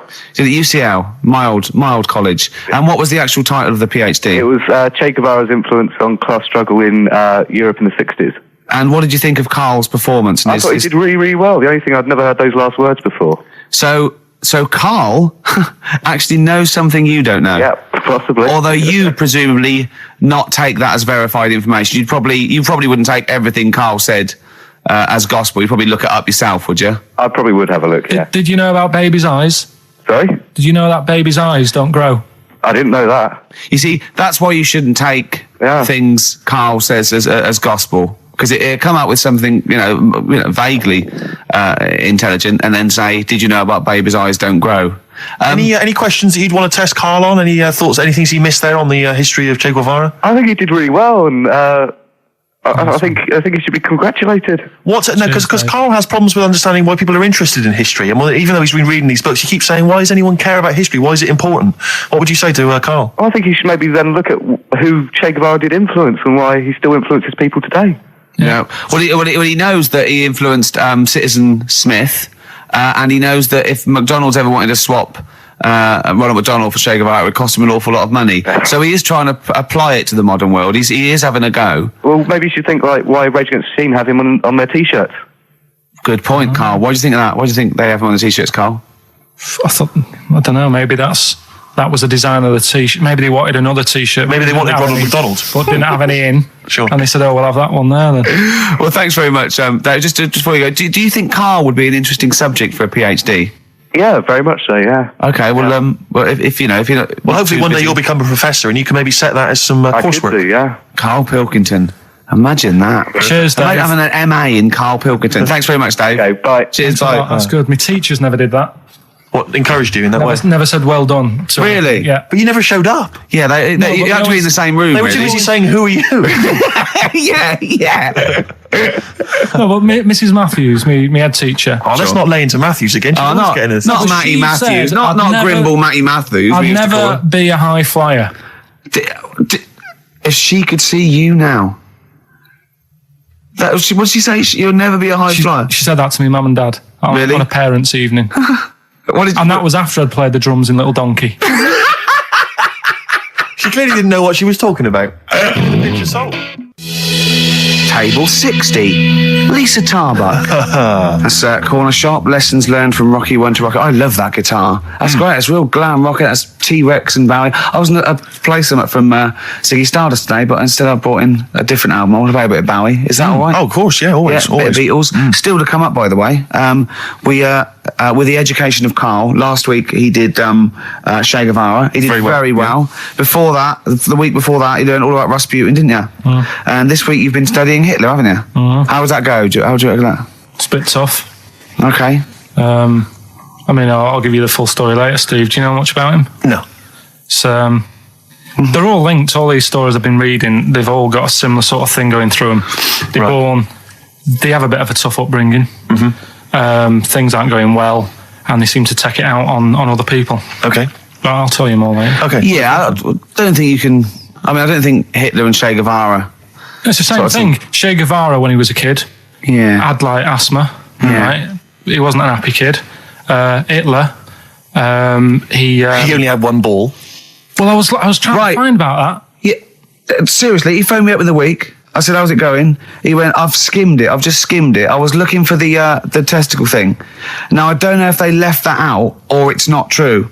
Right. He was trying to look up that Hitler has only got one ball. that. I think they only did it to wind him up. Because it's like, you might be taking over the world, but we're all saying you've only got one testicle. Sure. And it's So did you look in the index and it's sort of Hitler, Adolf, family life, early childhood, testicles absence of. sort of skimmed through because One of. Yeah. Mother, brackets other. Yeah. Albert Hall. Yeah. the only thing I could find was at one point in like when he was trying to run the place, there was a meeting going on. And somebody had put a bag in the meeting room and it blew up. Yeah, and but I'm the wondering table whether it was under the protects him. table. Yeah, but. Were you wondering if it blew a testicle? It was the testicle was under the table. No, the bag blew off the ball. No, the ball sack was probably hanging below the protective top, and so that's where he could have lost. But why would he have only just lost the one? Because the The way he was sitting. Cross-legged or something? Sure. Okay. Well, I mean, again. Last week we had a Che Guevara expert phoned up. Maybe they could. Maybe there's a Hitler expert this time who could maybe phone up and confirm the testicle theory. XFM 104.9. Sorry, I was going to back announce that track and just mention it was Elliott Smith and the track "Son of Sam." Well, I think I'd just better ask Karl a couple of quick questions about Hitler, then we can get on with our lives. Okay, we can tick that particular box. Yeah, Okay, Karl. Put that particular dictator to bed. It's week 3 of his education. You've nailed Rasputin and Che Guevara. I don't want to lose complete sight of those. I'll maybe ask you a couple of those in the week just to so you keep your mind on it. But Hitler, Tell us the story. What have you learned? Do you want to ask some questions? No, not really. Just sum it up in a minute. What do you Can't think? do it in a minute. Well, can I ask some questions then? Where was he born? Austria. Tell us about his early life. Right, he was a young lad. Brilliant. What in his early life? Okay. Yeah. What's the name? His mum was his dad's second cousin, which is a bit weird. Yeah. That is weird. They had 5 kids. He's going, it's usually first cousin where I come from. Oh, that's unfair, isn't it? There's no need for that. There was 5 kids, but only 2 of them, including Hitler, including him and his sister survived. The others died at an early age. Okay. Right. Anyway, so they grew up, and the mum died and the dad died and that. And he thought, what am I going to do? Because he didn't do well at school, didn't have many qualifications. No. Liked art. Did he have a GCSE in history? Liked art, right? And then, so he said, right, I'm going to go out to Munich. I missed a bit out, actually. Jewish people were in Austria. He didn't really like them. Okay. He thought they got, special treatments and stuff, and just didn't like them. So he went to Munich, and he joined the army. Right. Yeah. Yeah. And he was in the army, and he got injured. Right. So he went to hospital, and whilst he was in hospital, the World War I ended, and he was like, "Oh God, I want to." I was enjoying that. Yeah, So don't, because you're breaking the concentration. Yeah. Sorry. I'm not even sure I want to join in on this one, just in case. Okay. Right, go on. Right. So He was in hospital. World He's in War hospital. It gets a bit better. He's never that fit though. He's one of these blokes who was always ill. That was on something like 30 tablets a day or something. Comes out of there, joins some other army. God, I knew it all this morning.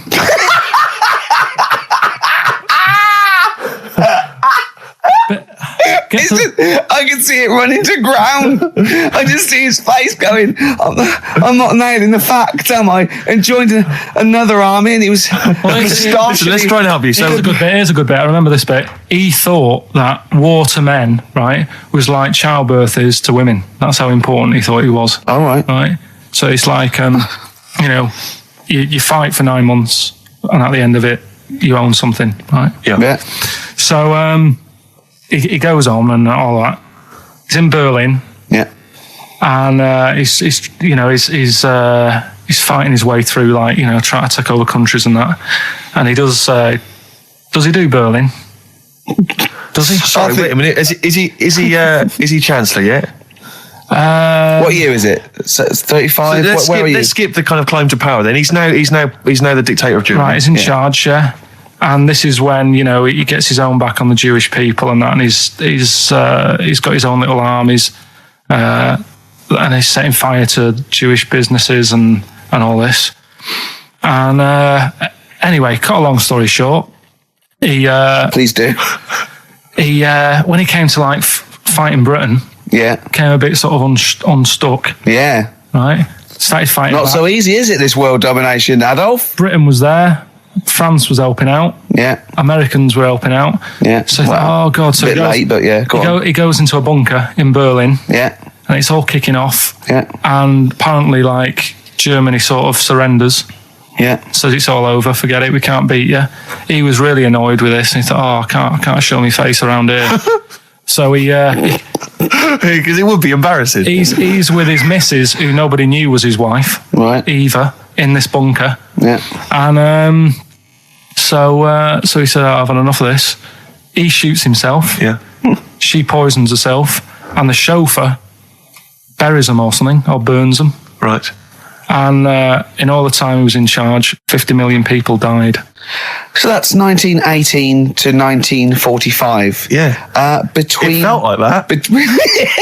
Between Travis and the Red Hot Chili Peppers next week. That's fantastic. That's remarkable. I have to say that you sort of lost your grasp somewhere along the line, because you started off confidently, but you lost your I've had a really busy week, and last night I was like whizzing through it. Sure. And then this morning I woke up, and Suzanne had been away for about 3 days, right? Yeah. I hardly spoke to her. She's been busy, I've been busy. First thing to say when I wake up, just ask me some stuff on Hitler. You are romantic. That's great. That's how stressful it's getting. But I knew it all this morning, honestly. No, but that's fine. I think you've summed up you've done that. Right, essence. just for a bit of balance, I've got your next week's homework. It's the same series. There's little books. There's tiny little books, just 3 inches long by 2 inches wide. Crammed with so much information there. Winston Churchill. There you go. You'll enjoy that. Yeah? I'm getting a bit bored now, though. This is what happened in school. Think of the listeners. Did really well in infants. Once I got to secondary, lost interest. Was it the breakup between you and Harris? And Zoe? I wondered if you spiralled into something there. Yeah, because it's like all these other, these men of history, they always had sort of things happen in their early childhood, didn't they? Maybe yours is the Zoe Harris dress incident. Well, let's just refer to it as the Zoe incident from now on. Yeah. Winston Churchill, the bit I left out in the Hitler story, Hitler was scared of this man. Yeah. And I can tell you something else about Winston Churchill. Go on. He said he can remember being in the womb. And he was born in a public toilet. Play a record. He texted me yesterday about Hitler. He went, stop making me read this heavy shit. He said, I've seen in the back of this book, there's one on Elvis. No, I mean, it is interesting, but not when you have to read it. Do you know what I mean? Right. But do you think you'd have read it in your leisure time? To be honest? No, you wouldn't have. I wouldn't, no. So do you want a week off? Do you not want to learn about Winston Churchill? Why don't you read it if you want to, and just if you get interested, then read on. I think because that's what I did with school, and it didn't work. No, you decided you didn't want to. Yeah. Yeah. Okay. So, but hasn't that taught you something? Can't we just do it like a TV series? It doesn't go on forever. We've done 3 weeks. Give it a rest now for like the summer. Yeah, because most series last for 3 weeks. Well, Yeah. I'll be testing Karl on the new re-education of Karl, as you know. He got a GCSE. So that's one, isn't it? In history. It was the last heavy sort of one, yeah. No. So Winston Churchill. Because I thought we're going on to more sort of metaphorical and metaphysical sort of pursuits, aren't we? Not that book. Yeah, that's the Aesop's Can't Fables. read that in a week.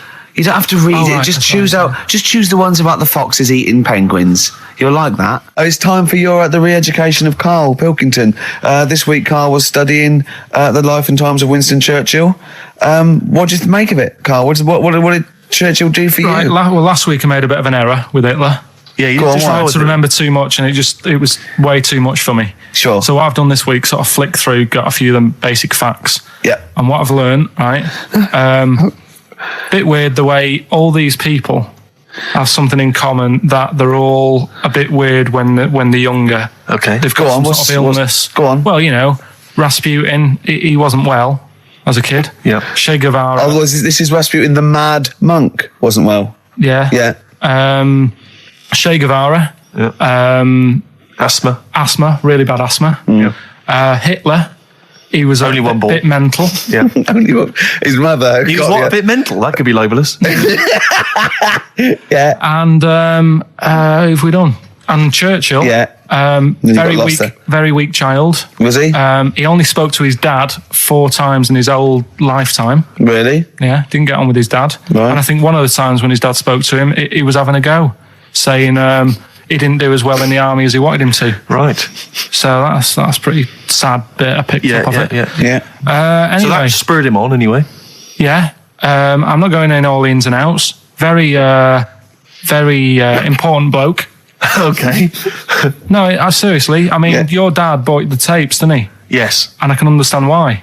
Because he did change a lot for us. You know what I mean? We wouldn't be sat here now talking like this. Why? We could have been German. Yep. He didn't let that happen. No. Everyone had a go at him, right? When like I think it was Chamberlain who was in power, Yeah. and he was like saying, "Don't be trusting that Hitler." Yeah. You know, and everyone was like, "Look, stop causing trouble." Chamberlain sorted it out. You know, he sorted out a peace agreement. Yeah. And he was like, "No, I don't trust him." And everyone's like, "Oh, you know, you're just causing trouble." You know, everyone else is happy. Then it turned out that Hitler did actually do the dirty, Yeah. and try and come over. I remember, didn't he do something? He started a war or There was a something. didn't he? conflict of some kind. Yeah. Started a problem, and everyone went, "Hang on a minute, that Churchill knew what he was talking about. Yeah. Yeah. Get him back in charge." Sure. And they got him in, and Hitler was scared of him because he knew that he wasn't going to be having any lies or anything. He couldn't try it on with Churchill. Yeah. Especially when he was a little bit pissed up and coked and with He a big was. cigar. Churchill. He wasn't He wasn't doing that.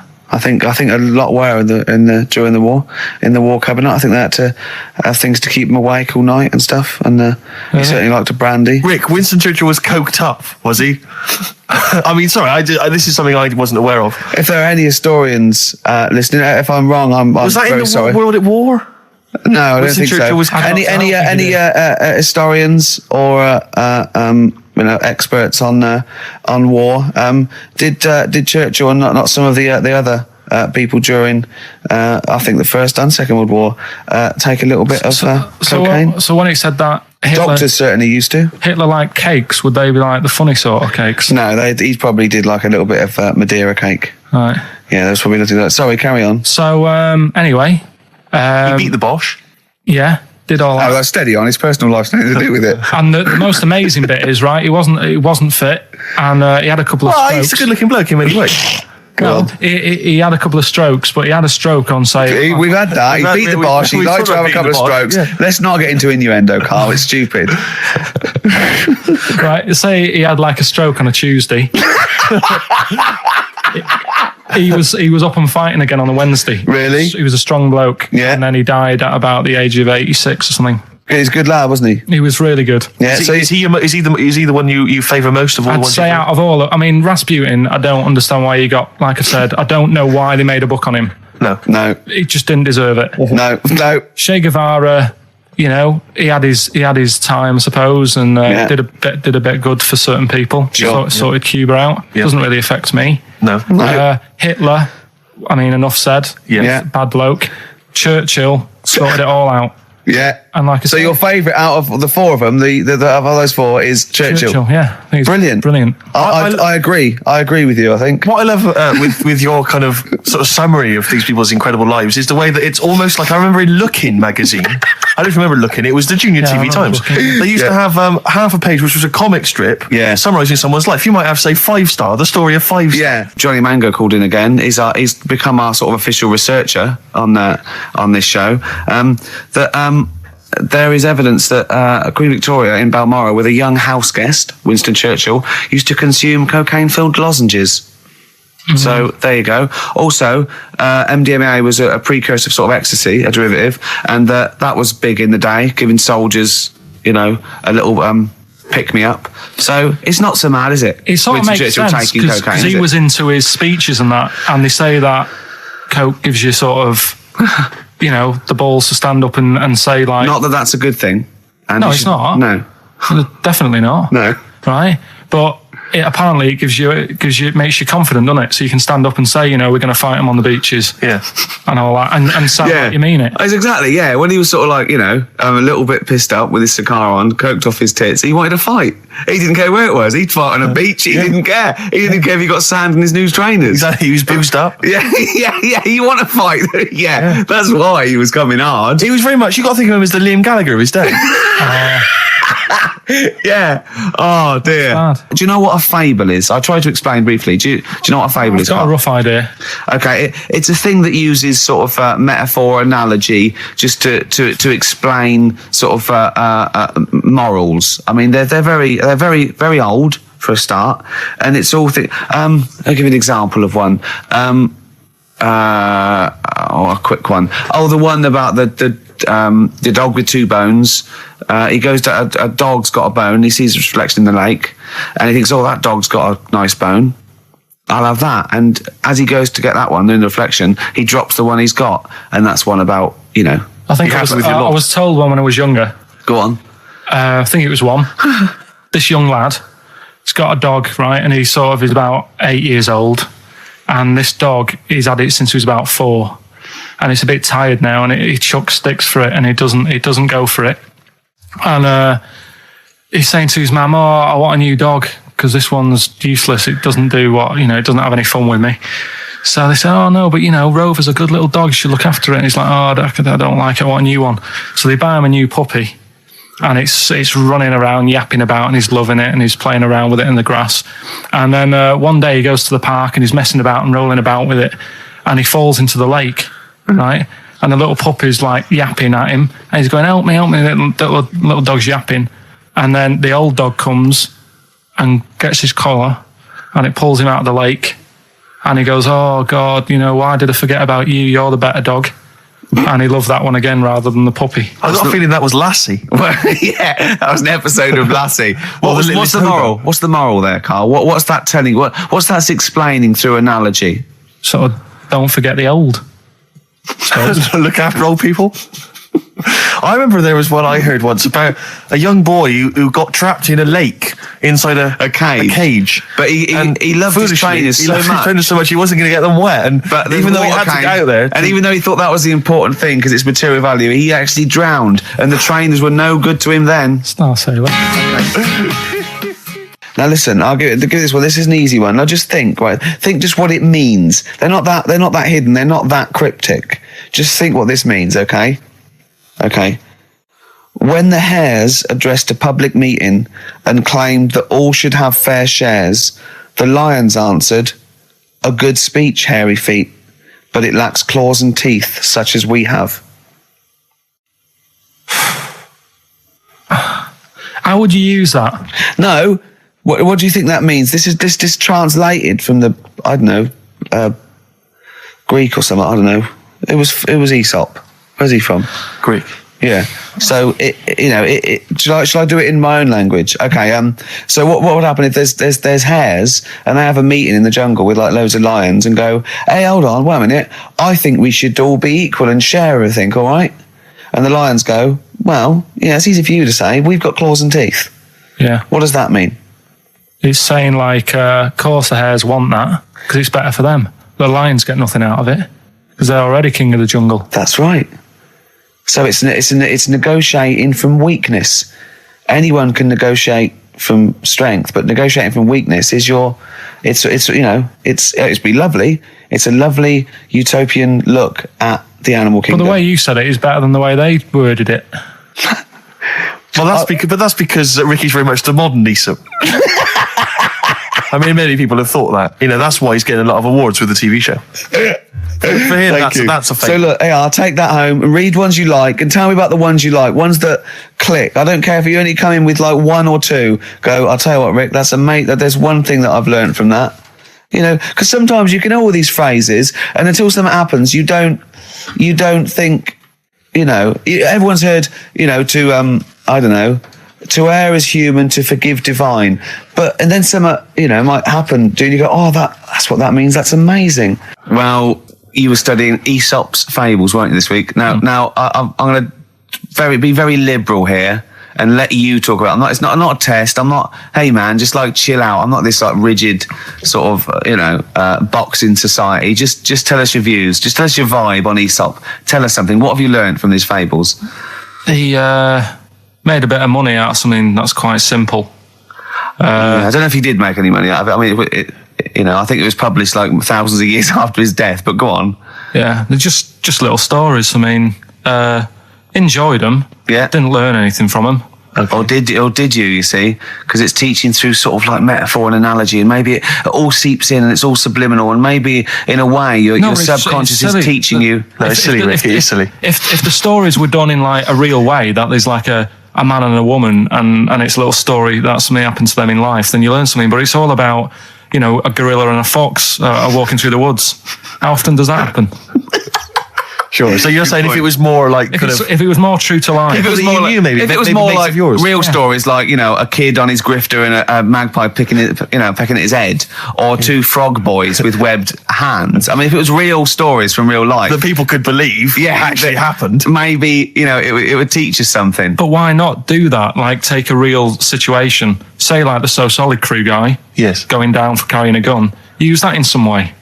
Do you know what I mean? As a warning, maybe about carrying guns. What about something like if you carry guns and that is illegal, you could have some sort of punishment?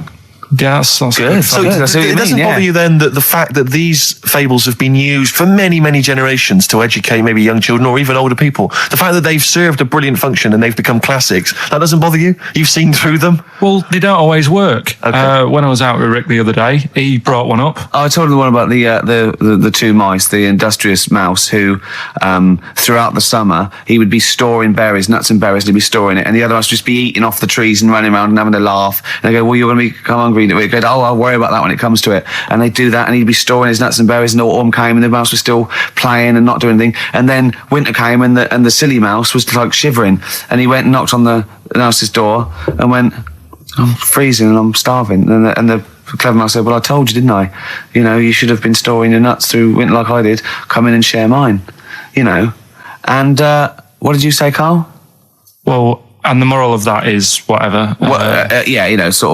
Just be careful. But my thing is that it's not very good, because the moral of that is do what you want, and there's always a do-gooder, a share there. Sure. Yeah. But the way I think, which is more sort of 2002, the ending should have been, the guy with all the berries should have been going, I'll be all right come the winter. I've got loads of food. I'll be safe. But then as he's going into his little hut at the beginning of the winter, some sort of bus or something comes and kills him. Right. And it's like, you should have partied hard because you might die. Yeah. Enjoy life whilst you've got it. Yeah. Okay. And if winter comes, just starve to death. Well, worry about tomorrow. Okay. Yeah. I'm wondering if there's a new book here. I really am wondering if there's a Karl's Fables. He's been coming out with some all week. He keeps going, well, that's a fable, isn't it? Yeah. So what's your favourite fable in there? Have you learned anything from this book? Is there one fable you liked? Yeah, I mean, what did you like? They're all right. What did you like? You've thrown it on me now there. Didn't you like one about a crab, you said? No, that was the one about messing about on a cliff edge or something. Don't mess about on a cliff edge. What was that? I don't know. There's not many around here, so I didn't take much interest in that one. You know what I mean? God. I'm doing my best here. Here's one. Yeah, here's one that was quite nice. There was a belly, like your stomach. Yeah. And it's this belly on a pair of legs, and the legs was saying, I'm more important than you because I carry you around. And the belly said, yeah, but if it weren't for me holding all this food, you wouldn't have the energy to walk around. Yeah. And that means rather than working on your own, it's best to work in a team. Yeah. So, well, the one similar to that I was taught when I was little was a vision of heaven and hell, and it went down to hell, and in hell, right, there was these people had like 20-foot long chopsticks. Yeah. And they were eating their food, and they couldn't get the chopsticks into the food and get it round to their mouth because they were just too long. Right. That was hell. And in heaven, they had exactly the same thing, but they were feeding each other. What? Right. You don't like Chinese food? Is that what you're thinking? Is that what your concern is, Carl? No, I'm just... The one I remember, I can't remember the ending of it. It's about two nuns in a bath. Yeah, I know. I can't remember what it is. Yeah, that's it, yeah. Or are they on a bike? That's two adventures. It's the same nuns, but they go to all sorts of adventures. They're normally quite erotic adventures. Well, they are, but there was one when they're driving down a cobbled street, I remember. Go on. And then there's the other... Then, of course, Whalebones on XFM 104.9. I'm Ricky Gervais. With me, Steve Merchant, and Carl. Well, Carl, I really don't think you got your teeth into the fables, really. I don't think you... There wasn't anything to learn. I read a couple, thought, yeah, that's all right, and put it down again. There wasn't anything to learn. It was all stuff I knew already. But made up with nice little foxes and bears and stuff. So... Yeah. But that one about, like, that one we spoke about, like, when the hares are going, we should share all our food, and the lion said, that's a good argument, but it hasn't got the teeth and claws that we've got. That's lovely, because it's sort of like, that's an indictment on sort of, you could say it's an anti-equality almost. You could get really sort of deep into that. You know what I mean? You could, no? Big philosophical ideas in a nutshell, not interesting? No, not really. Okay, then. Well, you're going to hate this then. I've brought in the concise Oxford Dictionary of Quotations. Now, just look at some of your favourites. I'd suggest going straight to things like Wilde or Newton or Churchill or You're a big fan of Churchill? Yeah. He's the boy. Yeah. Right. Okay. Let's go through that old Kramer. Newton. Right. Right. Here's a famous one. Okay. This is Isaac Newton. If I have seen further, it is by standing on the shoulders of giants. Do you like that one? So there's a meaning in it. Yeah. Well, he hasn't actually stood on the shoulders of giants. So remember, he's an amazing inventor and mathematician, and he discovered the incredible laws of the universe. And he's saying, If you want a good view, move into a multi-story. He's saying, if I have seen further than the people, and he's being modest here, it's because I've stood on the shoulders of giants to get that view. If it weren't for all the people that have come before him with their great insight and knowledge, he wouldn't have seen what he's seen. He's taken his learning, isn't it? Those people have given him just say that. Instead of making up. That's what I've got a problem with. People don't say what they mean. Poetry, art, and... In life, though, people never say what they actually mean. And, there's loads of books on it. I don't know. But the point is that he's just summarised quite a tricky idea beautifully. It's beautiful. That gets into you much deeper than just the words, just the literal words. You know what I mean? One of my favourites is from an American novelist, and the quote is talking about the subject of fame and being famous. Yeah. Fame is a mask that eats into the face. Don't you think that's amazing? Meaning? Well, meaning that fame is something that is artificial, that you wear initially, you become famous, but it's ethereal, it's nothing, it's intangible, it's just an artifice. But if you stay famous long enough, you begin to think that mask you're wearing is really your real face, so that you begin to, think that you are more than you perhaps are.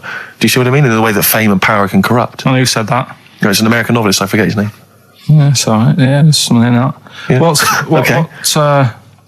Pick another one, right? Yeah, let's have a look. Bernard Shaw, he's no slouch. I think maybe when you take this book of quotations home, Carl, you should maybe just draw up maybe a list of 3 or 4 of your favourites and tell them next week. I want to do Shaw and Wilde.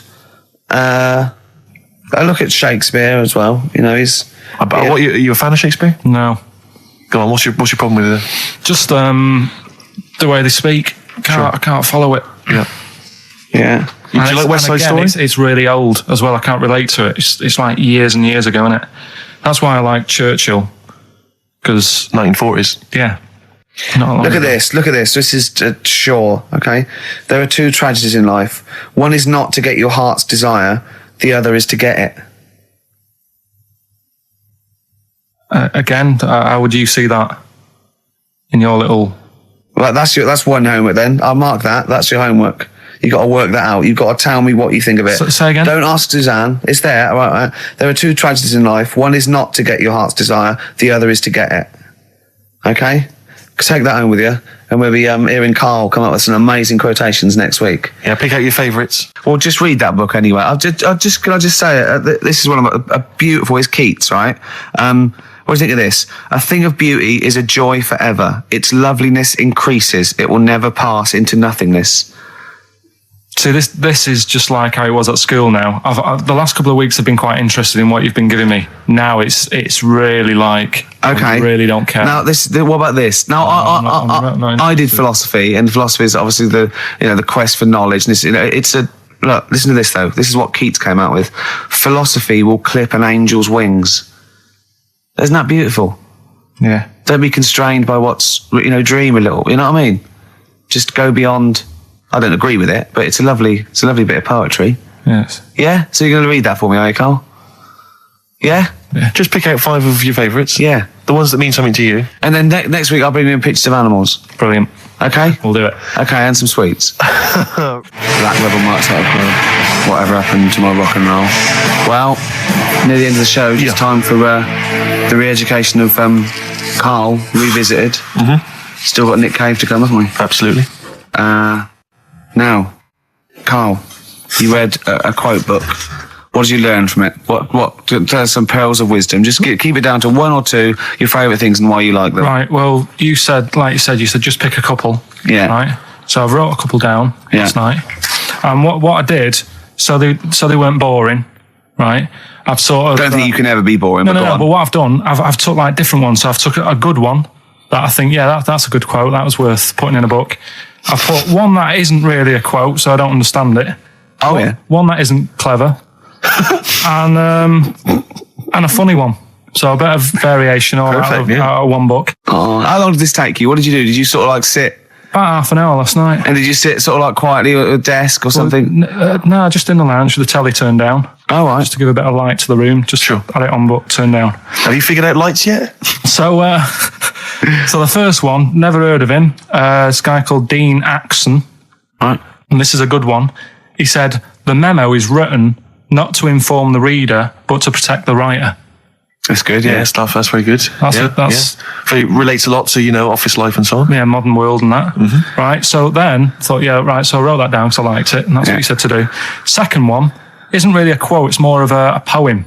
Okay. So how does that work? Well, that's okay. Just read it. Right, well, it's about suicide. Okay. Right? Razors pain you, rivers are damp, acids stain you, drugs cause cramp. Guns aren't lawful, nooses give, gas smells awful, so you might as well live. Lovely. That's from Dorothy Parker. I'll tell you what. It is, yeah. I hate it. I hate that. Why? It's nothing to me, that. I think It's just a weak, right. shallow piece of mock comedy. This is why I did it in that order, because that's what I thought. It's like a zany vicar would write from living in Frome when he's about 55 and get it published in I hate it. All right, so you're saying you're not a fan of Dorothy Parker's work, right? Yeah. Now the next one, Oscar Wilde. Yeah. Right, he's known, isn't he? Yes. Look what he comes up with. All art is quite useless. Well, what's up with that? Well, it isn't added art. No, I know, but go on next. But how has art helped you? How has it been useful to you? It was a bit of it's one of the only things I like doing at school. Right. Do you know what I mean? When I made that little clay man, fixing a car. Yeah. You made a clay man fixing a car. I'd forgotten about that. How can he? I think that's stupid, and especially that it's gone in a book. Sure. Do you know what I mean? Okay. It's easy to diss things. Yeah, it's harder to you're do right. exactly right. I don't think art is useless, by the way. But you don't have to agree or disagree with some of these things. Some of them are, sometimes it's just their thoughts put eloquently or poetically, isn't it? And it's just, to provoke a reaction as much as anything. Yeah. Well, and the good one, Ozzy Osbourne. I mean, sorry, but let's go back there. The irony is that is art. That he was an artist, wasn't he? So, but so you don't like Oscar Wilde, but you prefer Ozzy Osbourne. Yeah, go on. Ozzy Osbourne, cracking one. This funny and educational. I bit a head off a bat the other night. It was like eating a crunchy wrapped in a chamois leather. Genius. You're right, Carl. Yeah. So what do you like about that? The way he's described what it is like. I think, if someone, that you can imagine what it's like, because I like crunches. Yeah. And, and that chamois leather is really chewy, so you can imagine that's like the skin. So you like his descriptive writing. The crunchy bit is like the bones and that. Yeah. It's perfect.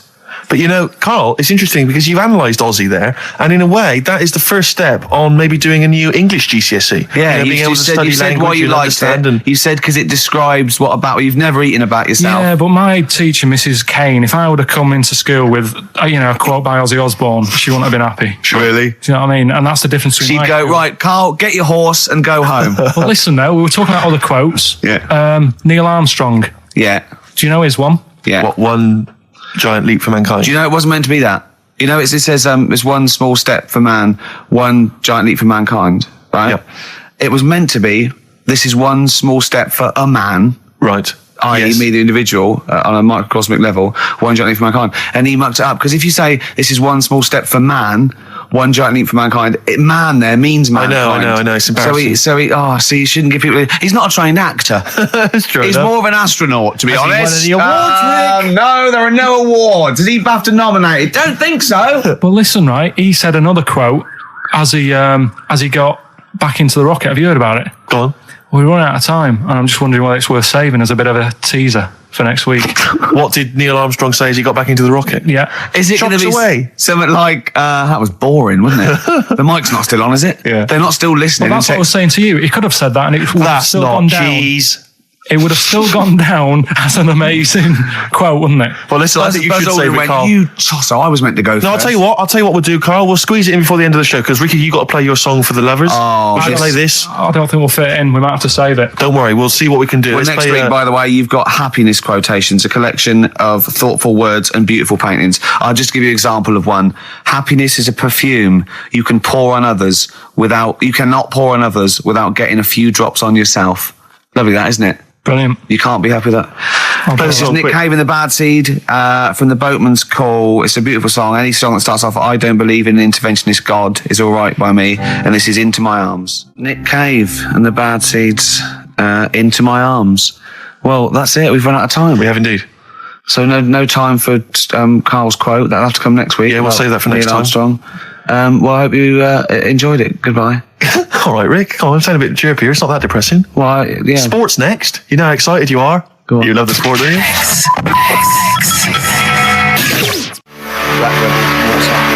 Spread Your Love on XFM 104.9. I'm Ricky Gervais, with me, Steve Mitchell. And now it's Carl's bit. It's the re-education of Carl. He's like Liza Doolittle. And now he's coming to, or Lawnmower Man, if you've seen that film. More like Lawnmower Man, if you've seen the film. You'll know what I mean. And his homework was to just study quotes, really, on happiness and stuff and general well-being. He's not a big happiness quote fan, are you, Carl? Not really. So what have you done? You've come up with something, haven't you? Right, yeah, I told you, right? Because a lot of these are just things you say every day. They're nothing special. So what I'm doing... Well, you say them every day. Well, the sort of things you come out with and you don't even think about it. Do you know what I mean? Yeah. They're on the TV all the time. People on the radio are saying these sort of little quotes. Sure. And what I've done is, remember that programme on Channel 4, Faking It? Yeah. Where they got some, like, posh kid to be on a door and all that. What I've done, I've... Imagine if that was the pitch for the show. Dear Channel 4, just going to get a posh kid on a door or something? Yeah. Yours Come sincerely, in. Carl. Come in. Yeah. TV producer. Yeah. Go on. So what I've done, this little book of quotes, happiness quotes, I've picked two that are real, Okay. and I've made one up, right? And we've got a guess. And you've got to guess. Okay, then, what it is. go on. Well, I'll tell you what, Rick, why don't we, when we've heard them, we won't confer. No. You'll write down yours, Yeah. A, B, or C, and I'll write down mine, and we'll Sure. see how it Okay, works. Carl, off you go. Right, and just because I'm looking at this book, it doesn't mean I'm actually reading. No, I know. Don't worry, we're clever. No, we know. We can't see. Can I call my bluff? Yeah, go on Okay. in. Nothing is worth more than this day. Okay. Yeah. Eh? All right. Yeah. The way I see it,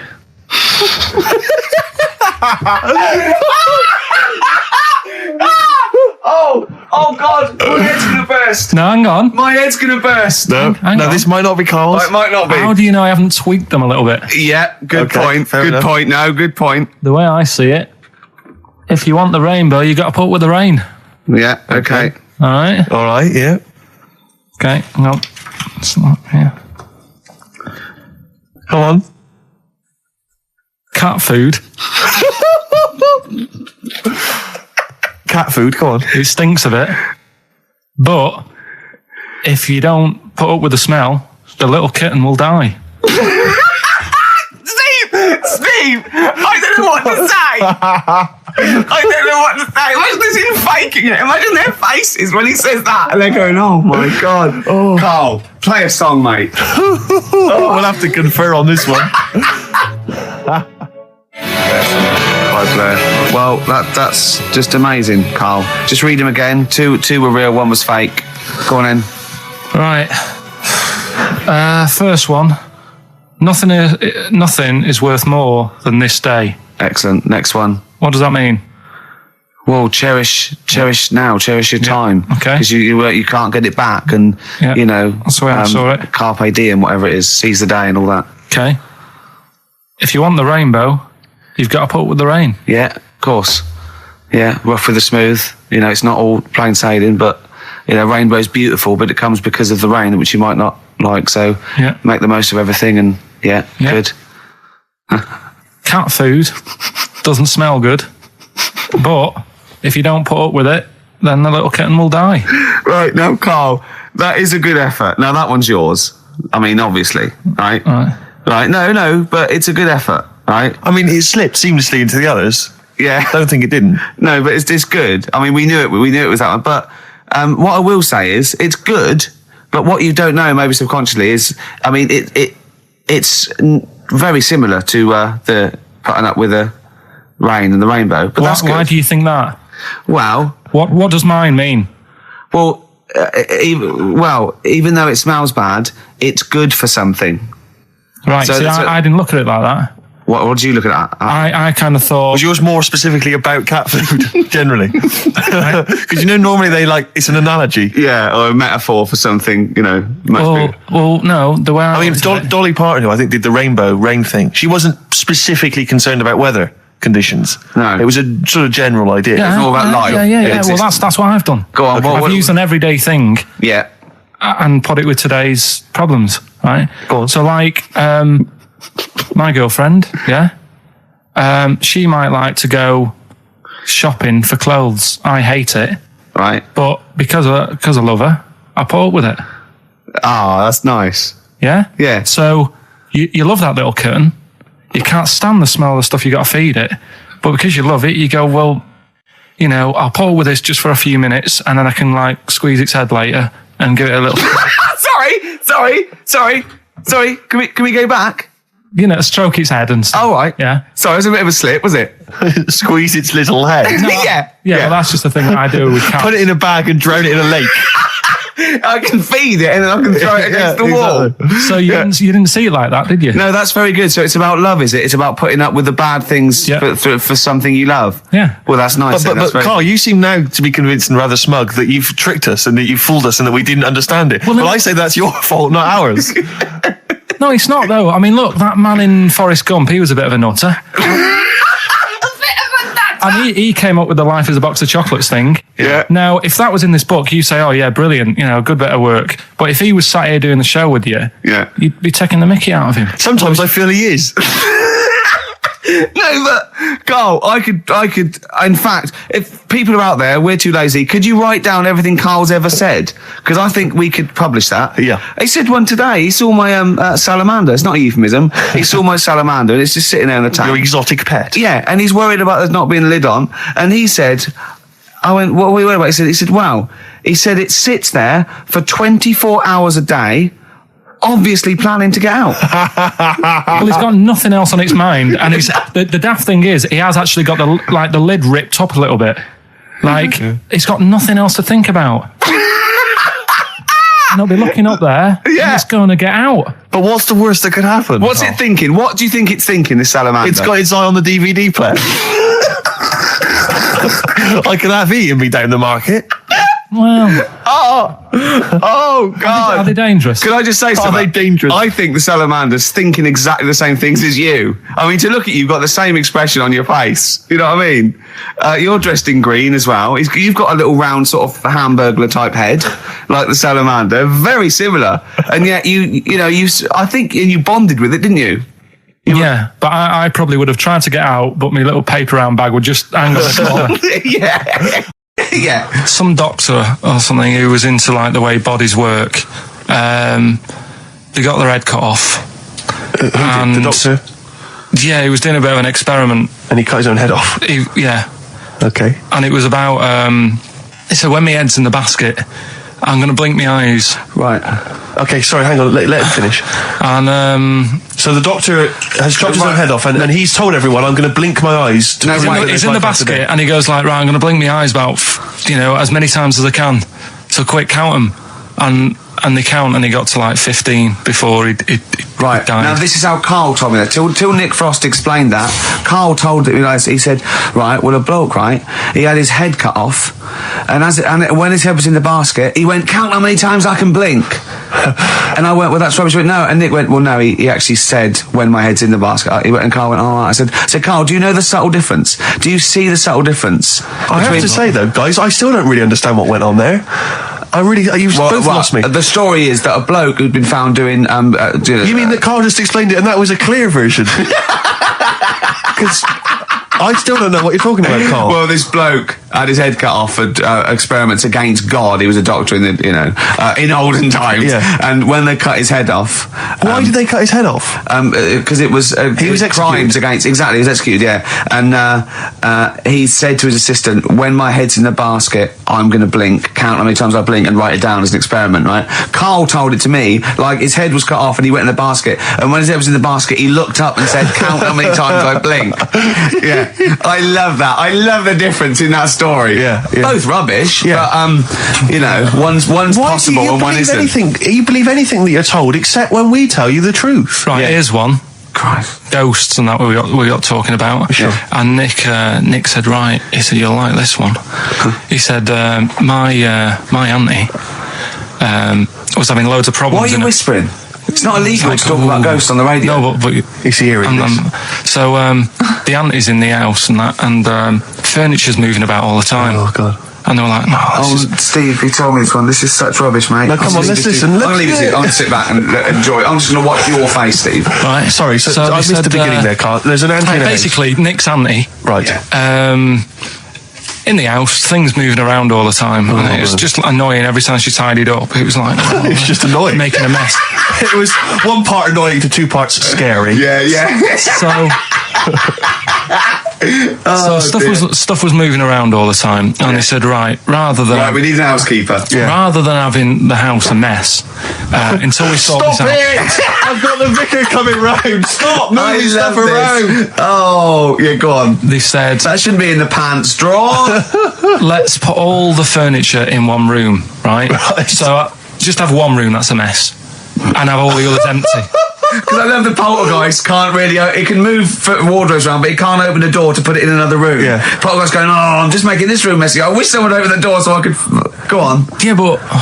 So all this stuff's in this room. So they moved all their furniture into everything, one they room. put like the drawers in there and everything, and it was really uncomfortable because they were all like on top of each They other. sat in the room with all the stuff. Yeah, they had to, because that's where the 3-piece suite was. Okay. Oh, God. Right? All right. Oh, God. So they sat there, like, all crumpled up and that, but nothing can move because it's so tight. Yeah. I think things were trying to move, but everything was so tight. It's They just like, foxed that poltergeist. So anyway, one night they sat there like sort of a bit awkward watching the telly and that, and they hear some banging Yeah. in the next room. So she goes, oh God, what's that? Oh, he hadn't moved in, had he, the ghost? So to some of the empty rooms. So there's this He's bang. moved some friends and family in. There's this banging about going on. No, so this, she gets up, right? Yeah. And what it is, they had the baby in the next room because there wasn't much room for the cot. Right, so they left the baby with the ghost. So they go into the room where the baby is, and the banging Yeah. is like, do you know those plastic balls you get that you can chuck around the room and like they go mental? Right. The ones that you chuck once and they keep bouncing for ages. That was bouncing around the room. Wow, what, the baby had thrown it? Hitting all the walls, and the baby was there, stood in the cot, sort of laughing. Right. And looking at the ball, and wherever it looked, the ball went. Yeah. And then she said, stop doing that. Yeah. And the ball just stopped. Did it? And it rolled a bit and stopped. Right. So the baby had thrown the ball and it was watching it as it bounced around the room. It wasn't throwing it, it was in control of it. No, the point is, Steve, the baby has been doing it. It would have been the baby all along. The baby had been messing with the furniture. It was So a it's baby a that had the super power. baby. Yeah, it's a baby that had the power. Special baby. It's a baby that had the power. It's What a baby that had the power. What's the power the power? of telekinesis. Right. They were then trying to convince me that telekinesis was not like all the other stuff that I didn't believe in, but that was a science. Right. Telekinesis was possible. Yes. Yeah, it's not like ghosts and demons and all that sort of. Telekinesis is different. Yeah, That's yeah. science. But Nick's auntie saw it, and I love the fact that you're telling me that someone else's auntie saw it. So I should be satisfied with that. Yeah. I should be satisfied with that. I mean, no, So does she still live in one room with all her possessions? I think the baby grew out of it, apparently. it grew The up. baby grew out of it. So it doesn't use its telekinesis powers anymore? Well, no, it's No. like in Carrie, innit? She was upset for a bit, and then she got over it. Okay, I'm just going to say one thing, Carl. That was a film. Do you want to play a record or? Can I just tell you a story that Carl told me a couple of weeks ago? Is this another ghost story, another Yeah, spooky it is, story? yeah. I called him out. I was, what are you doing? He said, I've just been reading ghost stories again. He said, you don't believe in them, but how do you explain this? Right, I went, go on. He said, I'll tell you as he told me it. He went, bloke, right, just sitting at home, doing, watching telly with his cat. And, the phone rings and it's a bloke going, is that fire, in your oven okay now? 'Cause your wife called. And Carl went, well, 1, there was no fire in the oven. 2, he wasn't married. I went, right. Go on. He went, well, then right, there was a knock at the door and there was 2 sort of people in sort of white coats and they came and said, we've come about that fire. Your wife called us. He went, 1, there isn't a fire in my oven, and 2, I'm not even married. Right? And he said, and they saw the cat and they looked at the cat. It looks a bit weird at the cat came out, nothing. And he said, and then he went back and sat down, phone rings, and they said, did they sort out the fire in the oven that your wife told us about? Oh. He went, 1, there is no fire in my oven. 2, I haven't got a wife. And Carl went, what do you think of that? I went, that's not it. He went, yeah. I went, That's the end of the I story. went, what? He went, well, how'd you explain that? I went, explain what? I thought he was going to say, a year later we got married, but she died in an oven fire. Right? I thought it was going to be that. And I went, That's what? people winding him up. Yeah, or someone did report a fire oven, and their name was Johnson, and they looked up Johnson, they got the wrong thing, it was the gas board, and they sent around to the wrong person, right? Do you know, he went, yeah. I said, I explained it to him, he went, yeah. Why did they look at the cat funny? Oh, man alive, Carl. This is really weird, right? I was in my house once, right, and the doorbell rang. Yeah. Right, I opened the door, there was no one there. Yeah. Right? And then I looked across the street, There's some right, and kids there were some running- kids running away. Yeah. Now, how do you explain that? Yeah. There was another time, right, where, like, I opened the door and there was a bloke goes, you've ordered pizza. I went, I haven't ordered pizza. And I heard my mate upstairs giggling and putting the phone down. Yeah. How do you explain that? Carl, seriously, why did you tell me that story? What did you think that was weird about that? The fact that it was 3 different people. Is this all the information? Is that the entire story? It was 3 different people. Did you fall hassling asleep him and not read about the end? A fire that didn't happen, about a wife that didn't exist, and a cat that didn't look happy.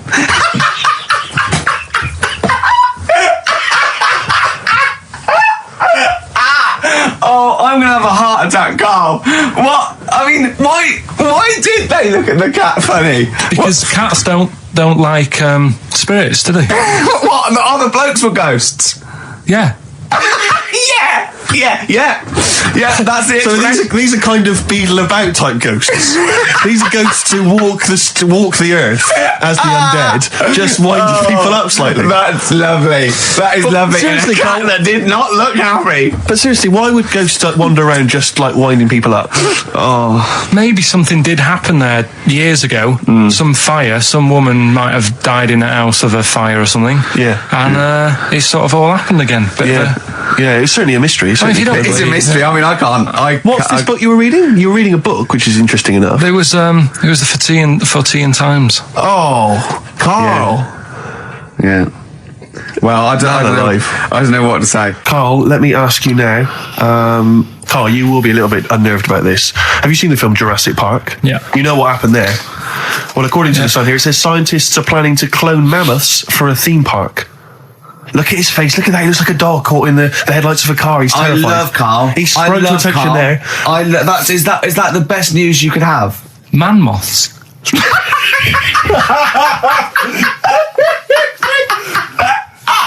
Right. Yeah, man moths. I Man love moths. the fact that that's why he was so excited that they bred a man moth. What is this? Yeah, it's a human being that hides in your wardrobe and eats an entire jacket in a day. Yeah. What do you mean, man moths? Mammoths. Mammoth, the big hairy Have you heard cow of a from the mammoth? Ice Age. I mean, elephant. You're not so excited about that, then? You can take or leave bringing back mammoths to life, but a man moth. A man moth is a different matter.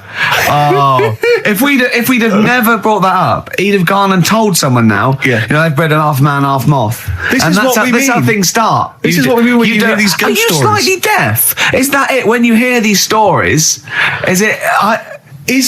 Carl, is English your first language?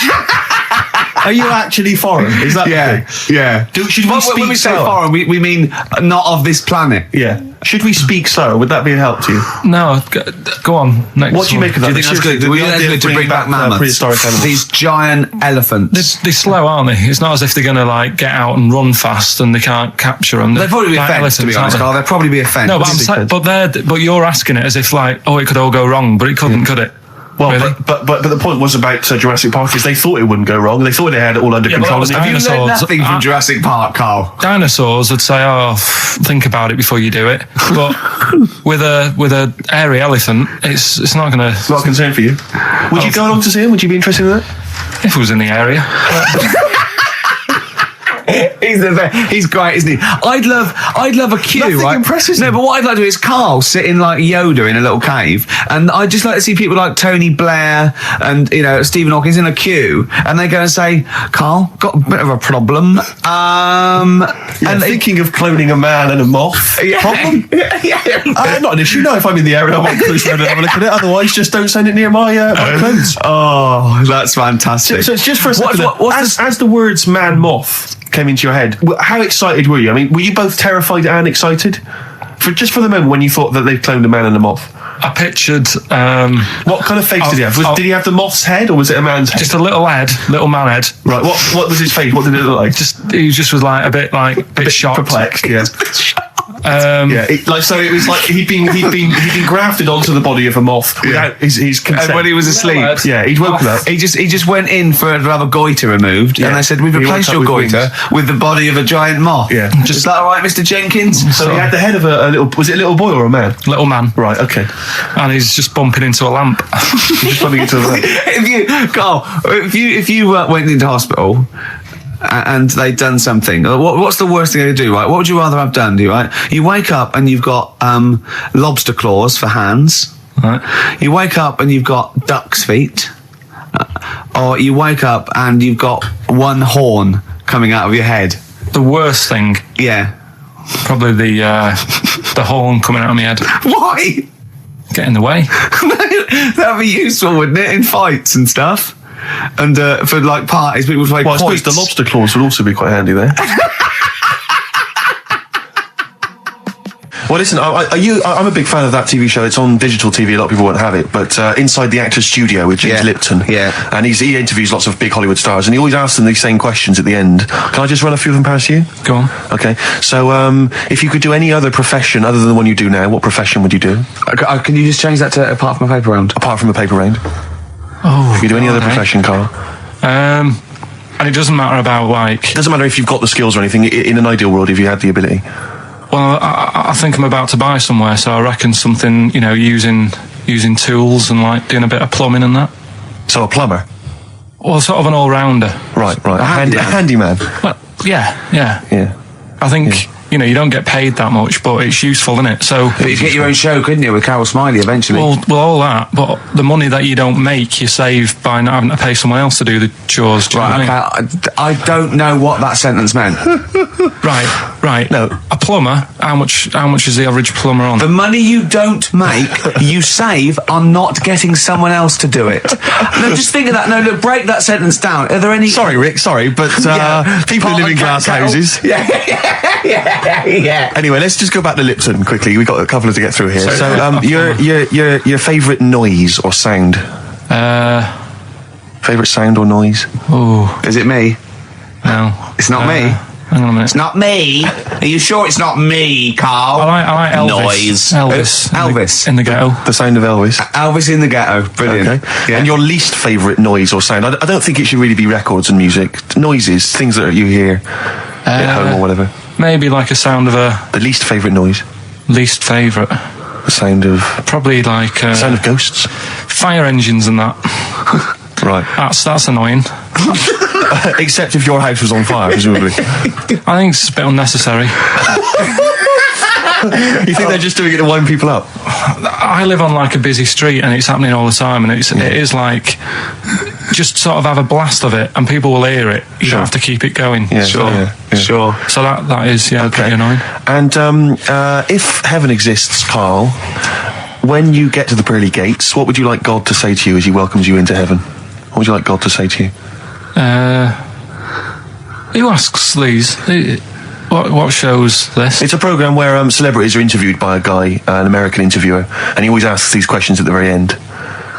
What would I say to God? What would you say to God if you believed in heaven, and if heaven exists, when you eventually go up to heaven and you're welcomed in through the gates by your God, Parker and your stussy t-shirt and what do you want God to say to you as he welcomes you in? Say, you alright? Don't know, just be friendly.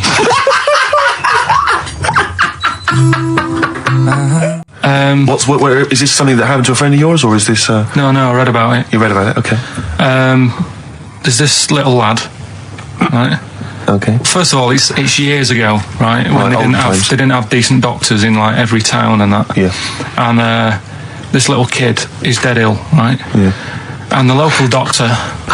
Well, there's a phone call involved, so I don't really get the impression that it's like medieval times. Yeah. Yeah. But I didn't say that. I just said it's years ago. So this kid's ill, right? Yeah. And he's lying in the bed, and he's all going funny colour and that. Yeah. And his mum says, I'm going to get the local doctor around. The local doctor comes round, and he says, so I don't know what's up with him. He said, leave it with me. Leave it with me. He said, the doctor said that. He said I'll phone up a top doctor who was in America or something like that.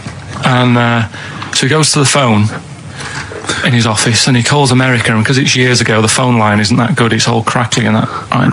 Yeah. So he's talking to the doctor and he's saying, I've got this kid, he's a funny colour, and he's really weak and that. I don't know. He's not giving him much to go on. Right? Sure. So the American doctor, right? Yeah. He goes, what you want to do? And it's all breaking up, right? Yeah. He goes, what you got to do? You got to, it's all breaking up. You've got to give him some parrot's blood, right? Some parrot's blood? Well, that's what he thought he said, but the line was really bad. Yeah. He meant parents' blood, but he heard that he said parrot's blood. He said, right, I'll do that. Leave it with me. I can see where this is going. He goes to a pet shop. Yeah. He says, give us like half a dozen parrots. Sure. Takes them round to the kid's house. Takes the blood from the parrots, puts it into the kid. Kid's fine. The kid's fine. It worked. Such a load of shite in my life. I've never heard such twaddle, such just made up, enhanced, exaggerated bollock in my life. A load of old rubbish, Carl. I mean, when he told me this, the doctor said, what do I do? And the doctor on the other end said, give him some blood. And the doctor went, where do I get blood from? So hang on, wait, I just need to clarify. Where do I get blood from? Give him some parents' blood. Give him some parents' blood. Give him some parents' blood. Yeah. But hang on, I just need to know where you read this. Carl. Where was this? Where did I stitched you up. You know what he said? He said, so do you believe it? I went, tell it to Steve. He went, do you believe it? I went, tell it to Steve. Carl. Where did you read it? That was on the internet. What? Where is it on the internet? I'm always looking at stuff. I was looking at stuff this morning because of Yora Geller last night. eating all that funny food and that, and also they all got a bit scared last night, didn't they, with a snake? I didn't see that. Is this I'm a Celebrity Get Me Out of Here? Yeah, he got all worried about a snake getting on the sort of wandering about in between the sleeping bags and stuff. Yeah. And they were all scared, and it's so Leave easy. it with me. Sorry, the doctor says, leave it with me. Leave it with me. Well, they were all scared because there's a snake, and it's so easy to find stuff out. Before they, where are they? Where is this jungle? Australia, I Right. think. Before they went, give it half an hour on the internet. I found out with snakes, you don't need to worry, right? They're deaf. They haven't got any ears. Right. So as long as you're really quiet, Creep around, it'll yeah. probably leave you alone. Yep. And also, they don't have eyelids. Uh-huh. So they were suggesting if one's coming towards you, just like kick sand in its eyes. Because it can't blink, and it leaves it a bit like annoyed, and it wanders off. But they didn't do any research before they went. Yeah. And that's, I think your knowledge would hold you in good stead. I don't think you need to know any more than you know. Carl's getting very excited, as we all are, about his new... Should we let him do a little taster for us? Well, I'm very excited about it. I mean, So the gist of it, what is it? What is it exactly? Is Right. it a game show or is it a competition? It's just thought it's something that you can play, and also people at home can take part in it. now, would they phone in about this, or they can just play at home while they're listening? They can just play at home. Okay. You mean we haven't got any prizes? No, there isn't. No, I think we could get him to phone in, maybe. Well, I don't know. Let's hear the game idea Yeah. first. Right, it's music related. Okay. Good.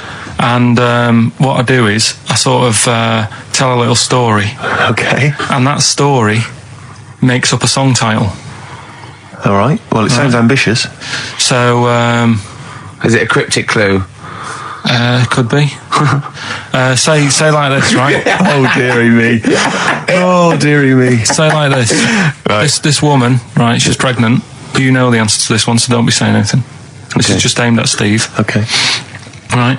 This woman has a baby. Yeah. She's pregnant, has a baby, and the doctor's there in the hospital, going, "Oh yeah, you've got a lovely little baby here. You told me that this is... this game Got a lovely show. little baby. It's just coming out now. You'll be able to see it in a minute, and it's like covered in gunk and stuff. Yeah.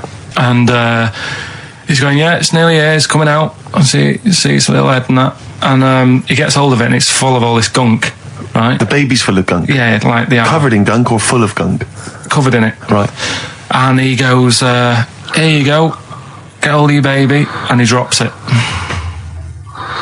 Right. What song's that? There's so much irrelevance there, Steve. I can't tell you. It's not a cryptic clue. It's not a cryptic clue. Because only... I mean, the gist of it is relevant. That isn't the best one. That's just... Right, I mean, there is just... There's things there that you were dwelling on and thinking of pun. Don't. Just go for gut instinct. What was it? What was that? Right, I just need to try and get the basics of this. There's a woman, she's pregnant, she has a baby. Yeah. The baby's covered in gunk. Yeah. Right. And because of the gunk, the doctor drops the baby. Yeah. And that's all I need to know. Yeah, that is all you need to know, yeah. The pregnancy is largely irrelevant. Okay, what are the key elements? It's the birth and the doctor dropping it that are the irrelevant, the relevant birth thing. and the dropping of the baby. I've absolutely no idea. I can't even begin to guess. Think about what's happened here. Oh, Carl, She's had a isn't- baby. The doctor's trying to deliver it. He's saying it's a nice little baby you've got here. This is all irrelevant. This is all irrelevant. Right, let me tell you this. So just to be fair to Steve, so he can get into your mind. Right, this is not a traditional cryptic clue, logical problem. Or this is Carl. What song am I thinking of? Right, that is Underworld, Born Slippy. I have to say, actually, that makes textbook sense. Yeah. No, that does actually. No, I'm sorry. Do you like all the story about it's all right, you can see it in a minute, or is it covered in gunk? Yeah. No, I agree there is some extraneous detail, Yeah, but I have okay. to say that Born was good because it was that's the look of it. Was Yeah. Born was good, yeah. and Born Slippy, no, I was quite impressed by that, Carl. I have to say, no, to be fair to you, I'm not just patronising you. Oh well, I've got. Oh, wow. I actually think that was really good, and I disrespect Ricky Gervais for slagging that off because I actually think that was quite. Well, good. let's go ahead with it then. On your I head, feel be it. we could maybe open this up to email correspondence or Okay, or the let's phone go lines. for it then. Okay, this is Karl Pilkington's new game show idea. It's Just what's the song? Karl Pilkington presents What's the Song? Ladies and gentlemen, please welcome to the stage Mr. Karl Pilkington. and Karl Pilkington with his brand new show. What's the song? What song am I thinking? No, I mean, You're nervous about this, aren't you, Rick? I am. You're worried. Well, because I've heard some of these clues before, I have and to say, they're ramblings. Sometimes they're close to ramblings of a fool. right? And it really is like those "What am I thinking?" Yeah. I don't know though. I actually was genuinely impressed by Born Sleepy. I have to give him the benefit. That's one of the better ones because that was short, sweet, and it worked. Some of these you say they're not going to be quite as pissy. Some of them are like Emily Bronte novels. Now listen, we're just going to go for it then. You do it, and we just get people to call up because I want to see the general public's confusion trying to work out. Well, why don't you give us your next clue, and then we'll play a track, and then we'll hopefully have people on the line after the track to try and answer it, and you can recap briefly. So give us your clue now for what song am I thinking of? Right, this one. It's about a woman. And she's just normal, nothing wrong with her, or so she thinks, right? But there's the twist. Is this like the Tales of the Unexpected? And she's got like, she's got her mates and she's having a normal life, having a good time and that. And then this thing happens, right? And she starts to stink. And she can't have a bath, right? And she really wants to have a bath. She's dead sweaty and stuff. She's going about her daily stuff. She can do everything else normal. She can eat, she can talk, everything. But for some reason, she can't have a bath. Is there a coal mining husband in the bath? Yeah. Is this Born Stinky? She can't have a bath. So a woman can't have a bath? Yeah. Or a shower. She can't. Okay, leave it there, Rick. Don't try and guess. It's not for us to guess. The general public can phone up and ask questions, so I just I'm go not sure for it. they can they? I think so. Otherwise, we don't want just people just phoning up and I'll tell you what about this? Why don't they can ask one question? Yeah. They can ask one question of Carl, then they have to make a guess. Okay. 08700 800 1234. Have we got someone on the line now? Let's do it. Let's go for one. Let's go for one. This is edgy radio. This is letting Carl stuff. live. Go on. Hello, XFM. Hello, I'm ringing about what's the song? Absolutely. What do you think? Well, I'm going for Dirty Diana. Dirty Diana. See, that works. That's a great guess. It does, yeah, but it doesn't work because why can't she have a bath? Okay, so the answer is in there. I was going to ask you. Well, that's your one question. That'd be the answer. That would be the answer, I'm afraid. What was your name? Shelley. Shelley, thanks very much. Shelley, I should tell you that, that you should never take this personally because no one can really get into the mind of Carl. So don't beat yourself up about this. I don't expect anyone to get these clues. No. So well done. That is a fine guess. Thank you. Thank you. Okay. Anyone else there? Let's hello, XFM. Who's that on the line? It's Chris. Hello, Chris. A question for Carl? Before you give us your guess? I haven't thought of a really good question or anything yet. You just want to go for the guess? No, what I thought was, I'm sure Simon Mayo used to do this when he did the breakfast show on Radio 1 years ago. No, he didn't. So you've just pinched this idea, Carl? If you're going to rip someone off, Carl, do not rip off Simon Mayo. I haven't ripped this off. I thought this was a new idea. I was going to do it with sound effects instead, but that's... he used to do that, and he used to get his team to play other characters. And you idiot. Well, no, hang on. Not you, Chris. I'm saying you idiot to Carl. Yeah, but nothing's new anyway, is it? So I'm not getting annoyed about it. Very true. What do you think the answer is? Is it Cornflake Girl by Tori Amos? Good answer. She couldn't have a bath because she'd go all Go floppy and then go down the plug hole. Good answer. She's all soggy. Yeah. So is it Cornflake Girl? No, it's not, but that's a great answer. It could have been. All right. Okay. You're already seeing the error of this, aren't you? I think this is great radio. I'm really hooked on this. I'm genuinely excited. This is really like that. Those so-called lateral thinkers. A man got into a field and dies. Why? Yeah. He ran out of air. No, not the one I'm thinking he was of. shot. Well, no, that was a good answer. Well, But couldn't Simon Mayo sue you or something for doing it? Will you stop? Don't mention that. Yeah. Listen, I think if you're going to steal ideas from someone, it should be a brain box like Mayo. I mean, he's the man. The only example of one I can ever remember here on his show, because I was quite young then, was some people were pretending to tap someone's phone or something, and then they got caught, and the answer was just bugging by whistle because they were genius. That was absolute genius. That's absolute genius. See, Chris, Carl, that's the sort of standard you've got to come up against. Thanks very much, Chris. The phone lines are hot. Hello, XFM. Hi, is it Candy Perfume Girl? Is it what? Candy Perfume Girl. Candy Perfume Girl. Yeah. Candy Perfume Girl. Is it? Well, who's that by? Madonna. No, it's... That sounds like an obscure album track. No, it's just one of her songs. Just think about it. She stinks and everything. She's got a normal life. I didn't say she was a sweet or anything. But for some reason she can't have a bath or a shower. Is this a big song? Just to give him a clue. It's a bigger song than Candy Sweet Girl. Thank you very much indeed for your guess. It really is right. Thank you. Cheers. Sorry. Okay, one more, then we go to a record. Come on. Okay. Go on. Hello, XFM. Carl. Yeah. Is it High and Dry by Radiohead? High and dry. High and dry. Now that's great. She smells, which is another word for high. She's dry because she doesn't have a shower. Carl, if it isn't that, yours will never be as good as that. He's the winner. Whatever you're thinking of, that clue is brilliant. What's your name, mate? It's Richie. Richard, I mean, you can't beat that. That's a bit too lateral. Don't be stupid. It's perfect. He's made yours into a clever clue. He's made high, she smells, dry, she never gets in the bath or shower. It's not that, is it, Carl? No, it's You not. don't even get that, do you? Not really. Have you ever heard of the word high being used to mean sort of smelly? No. No. Oh, what? That was where you went wrong there, mate. Richard, I'm declaring you the winner, even though that isn't the I answer. don't think Thank we you. should give up this early. Can we just let's play a song and, Let's play a song. Give it one more chance, because if people think about it, it is really easy. I'm not going to find out the answer now because I've got to go out. Okay, we'll do it very quickly. Stay in for 10 minutes. We're just going to play a new Coldplay track out. Okay, let's play Brilliant. Coldplay and then we'll come Cheers. back with this. Coldplay, One I Love. That's for Nick, Neil, Olivia in Tower Bridge. Absolutely, and also Nikki from Bromley who emailed in. She's enjoying the show and she wanted a bit of Coldplay. That's the B-side of the current single. This is In a My great Place. show, isn't it? We've got great music, we've Great got music. laughs, tears, we've got requests, we've got Simon Mayo games. It's just like Radio 1 for less people. Exactly. Radio 1 for less people.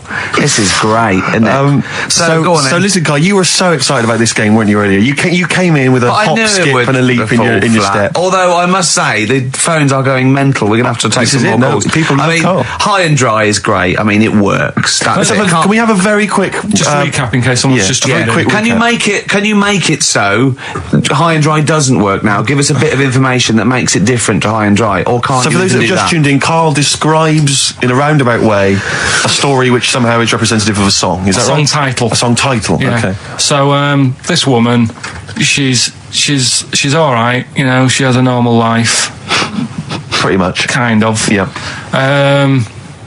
There's probably a few things actually that she can't do thinking about it. But the main problem would be having a wash or having a bath or having a shower. Yeah. Maybe going for a swim, thinking about it. Right. Let's go. I think water is the clue, isn't it? That's the clue. Alright, so Who's that on the line? Hi there, it's Mark. Hello, Mark. Hi, Mark. What do you think? Smells Like Teen Spirit, Nirvana. No, it's not. That's a great guess. Smells like Teen Spirit again. It's also No. brilliant. Thank you, Mark. Well done. No, it's not that. All right. Hello, XFM. Oh, that's a dodgy mobile. Oh, that's a bit of a clue. A dodgy Hello, mobile. XFM. Oh, they've just given up. They've all been going for Smells Like Teen Spirit. They just hung up. Hello, XFM. Hi, is it She's Electric? Excellent. She's electric. It makes sense. That's fantastic. Oasis, Carl. she's electric. Why does she smell? Because she doesn't have a bath and that. Because she can't have a bath or a shower. What's your name? Neil. Neil got it. Neil got it. So, did you get it straight away? No, only during the song. A process of elimination from all the other wrong answers. Yeah, basically. So, She's electric. Rick, I have to say, you're holding your head in your hands, and it looks like you want to shoot off. But I have to say, I thought that was quite good. I genuinely thought that was quite good. But it's not a cryptic clue, is it? Because it's not. She smells. There's a few things you can't do. She's electric. yeah, but do you understand what I'm getting at? She's electric. I always understand what you're getting at, Carl. That's never been a problem in the years I've known you. Neil got it. Yeah. She's I have to electric. say, Rick, I think you're down on this idea. I could definitely see that ITV1 replacing I'm a Celebrity, Get Me Out of Here. Karl Pilkington hosting. Simon Mayo on the phone Exactly. to the lawyers. Well, Neil, there's no prizes or anything, but well done. Well done. That was well worth it. Right. Well, you go away with the award in the knowledge that you've beaten Carl. Yeah. You can secure the knowledge that you thought how Carl does. Absolutely. Well done, Neil. So let's take us back a few steps, Carl. What's the story? Right, so I did some research Right. Let's just recap again. There was a guy you read about who had his head chopped off. He was guillotined. Yeah. He had said to the people around him, I am going to blink once I've had my head cut off to show the brain that life can still... or the brain can continue to work after death. Okay, so we queried that. So you weren't having any of it? Well, no, possibly for a few seconds till the oxygen stops being fed to the cells because the blood has drained away. But, nothing spectacular. So right, go on. well, along the similar sort of lines, right? This is quite a few years ago. This fella sort of upset the royal family doing something, right? So they said that this isn't good. Wasn't Ben Oughton at that Jubilee thing, was it? I can't remember what it was. And they said, right, that was terrible. We're gonna cut your head off. You gotta show people like you can't be doing what you've been doing. What was this? The 1970s? When you say a couple of years ago, you mean maybe sort of... Was it the olden days when the phones weren't very good? Ages ago. Yeah. Ages ago, sure. So yeah, fair enough. Yeah. So very philosophical. Yeah, imagine that when you watching this story. This was literally ages ago. Yeah, exactly. Yeah, Simon Sharma's History of Britain. Yeah. Oh, and even before that, which is yonks before, when it was all mental and different. Sorry, Carl, go on. So he's having his head cut off, and he's resigned to it. It's the day before. He's kind of got it into his head now that I'm not going to have my head much longer. Sure. So he said, let's make use of this. Yeah. He said, I wonder how long the body can stay alive without my head on it, right? So they were like, I don't know. So who were? So the jailers, whoever he was asking. These jailers with one eye. Get out, pal. So he said, no, wait a minute. I've got an interesting scientific experiment, jailer. Well, fair enough. What is it? So he said, what I want to do, right? He said, surely it's my last right. I'm going to be dead tomorrow. Sure. So let's do a test. He didn't draw it out this long, did he? Yeah. He said, let's test this out. He said, do us a favour. He said, it's my last day. What I want you to do is, you're going to cut my head off. Let's put a white line on the floor. Right. And see if, because there's no point asking how far he can sort of walk without an head if there isn't a line, because you don't know what to count. Do you know what I mean? If he loses his head and he's running around all over the place, you can't really count That's that. not impressive enough. Yeah. So they said, let's make a white line. Sure. Yeah. Who said this? He did or they did? I think they started to join in with him and saying, well, let's make this a... Sure. You get it. Go on. So... they got Norris McWhird down. The Guinness people. Oh. Yeah. So they said, let's get this white line. Yeah. And dedication's all you need. We'll do this. We'll do this tomorrow. He said, all right, then I'll see you in the morning. I'll see you in the morning. Night, sleep tight. Bye. I love the fact that Carl knows exactly what was said. Oh, that's beautiful. Yeah. He doesn't know the story or what order it is in or when but it he was. knows exactly what or was who said. said what, but he knows the interviews. All right then, see you in the morning. Bye. Oh, kissy. Oh, I'm not like that. Oh, you joker. Don't let the bed bugs bite. Yeah. Anyway. So he gets up. Do you want a paper tomorrow? No, I'm alright. Go on. He gets up and they say, right, today's the day and that. And he said, well, I've got used to the idea. So here's a white line for you. Got used to the idea. Go on. So they go, right, you ready then? And he said, I go on. And they cut his head off. And the body walked 32 steps without a head. Wow. 32 steps. Incredible. And that's the lesson, really. Did it get as far as it walked along the white line, did it? Yeah, it stayed along the white line, did 32 steps, and then started to stumble a bit, and it just fell over. Yeah. But, it was a test that your body can still keep alive for a little bit. Yeah. When you've lost your head. Absolute twaddle. Absolute twaddle. What do you reckon you can do then without an head? How many steps? Nothing. There'd be muscular spasm, right? Yeah. It would twitch a bit. You could not distinctly take 32 steps. The body... don't... Yeah. Is the doctor still on the line? Yeah. The fella that bought 6 parrots. Yeah. And, you could have got 32 steps. Right, so you don't beheaded believe man that. doing a bit of line dancing. Right, you don't believe that, but something that you do believe that a cockroach can live a week without an head. It can. Slightly different kettle of fish there. Why? Wow, insect to human is what I'm thinking. Yeah, that difference. There's not that much difference in some insects. Do you know that a snake has a heart and lungs and kidneys and stuff? Go on. No, well, I'm just saying. So? You're making out as if they're a totally different, species.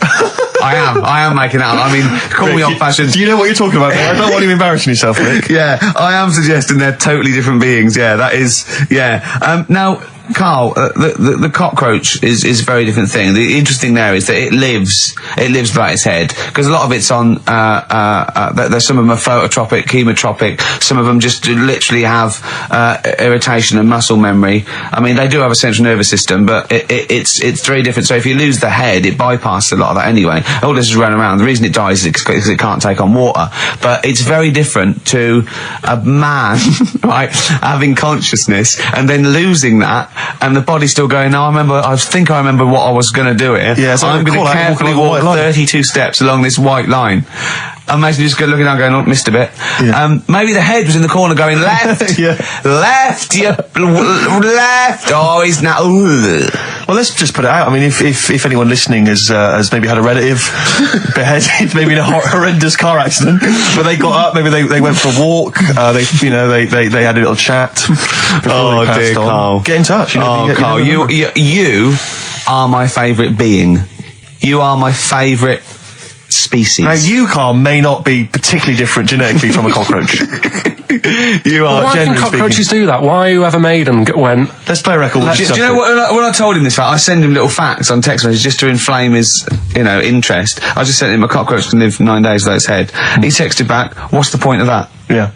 What's the point of They're that? not doing experiments. These cockroaches. It's a boring last week to have. And he went, and on top of all that, you're thirsty. So it's the worst week of your life, isn't it? That week without your head. Play a record. Karl. Competition time next. Oh. Look at his little face. Look at his little You've not heard face. Karl's competition. Oh, he could live without an head. You've got a real problem with Rick Waller, haven't you? He turns my stomach. I know, but don't... Because he's arrogant as well, though. Exactly. That's the problem. Don't explain to people that... No, he is a bit arrogant. It's his whole thing, that it's the whole package, so to speak, that you don't there's another thing in this quote, because it's not just the fact that he eats too much. He tried, apparently, to lose some weight, and he said, the first month I lost 11 pounds, the next I lost a stone, but in the third my body did somersaults and I put on 9 pounds. I had a slip-up. I can't say when, why, or how, but it just sneaked up on me. Yeah. I don't believe it. Yeah. Don't believe it just sneaks up on him. That body's never done a somersault in its life. No. It just sneaks up on him. Me, yeah. It was the cakes again. Yeah. It was the same old cakes as before. It was exactly the same problem. Sleep eating. Yeah. It's called. It was the KFC bucket again. It was the family-sized KFC bucket for breakfast. Dear. Poor man. The other thing is that I don't think that's a very good shock tactic for a doctor to tell a 20-something, well, to be honest, you've got 20 years to live. Yeah. That's not, when I was 20, the thought of dying at 40 was fine. Yeah. I didn't want to live to 40. Yeah. I just thought, what can you do when you're 40? Yeah. Just laying around doing nothing. Eating cheese. And then you got there and you discovered... No, but someone said... dream came true. Sophie here sent me something, and she says, I realise you're not Graham Norton, but I had to send you this. And she sent me the top of a little cream cheesy thing, and it's the brand name is Gervais. How odd that is. Have you been... They've named a cheese after you. I think it's a big French company, and this is from the Czech Republic. It's all over Europe, and so that would be a dream come true, wouldn't it? If they named a cheese after you. No, I think it's probably ancestors, and so I've cheeses in my blood. Sure, quite literally. It literally is. Yeah. Another heavy Friday night, was it? It comes out of pores like those Play-Doh things. Yeah. I can squeeze out different shapes. Jane, bring the Stilton in. It's Friday night. This isn't fried. Exactly. But yeah, so we can't really have a go at Rick Waller.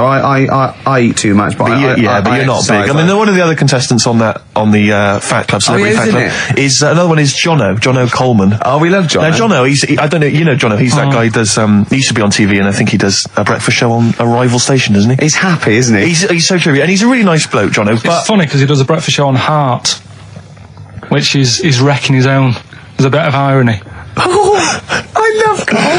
Thanks, Karl. Do you know what I mean? I love you. I can see where you're coming from. Yeah, that's good. But we've met Jono a couple of times. We saw him at a couple of, not wishing to say not to show off, but a couple of awards dues. Yeah, like that's showing off. But like people would have seen dead there. Well, yeah, but we went to one where everyone was in like tuxedos or suits and ties. Not Jono.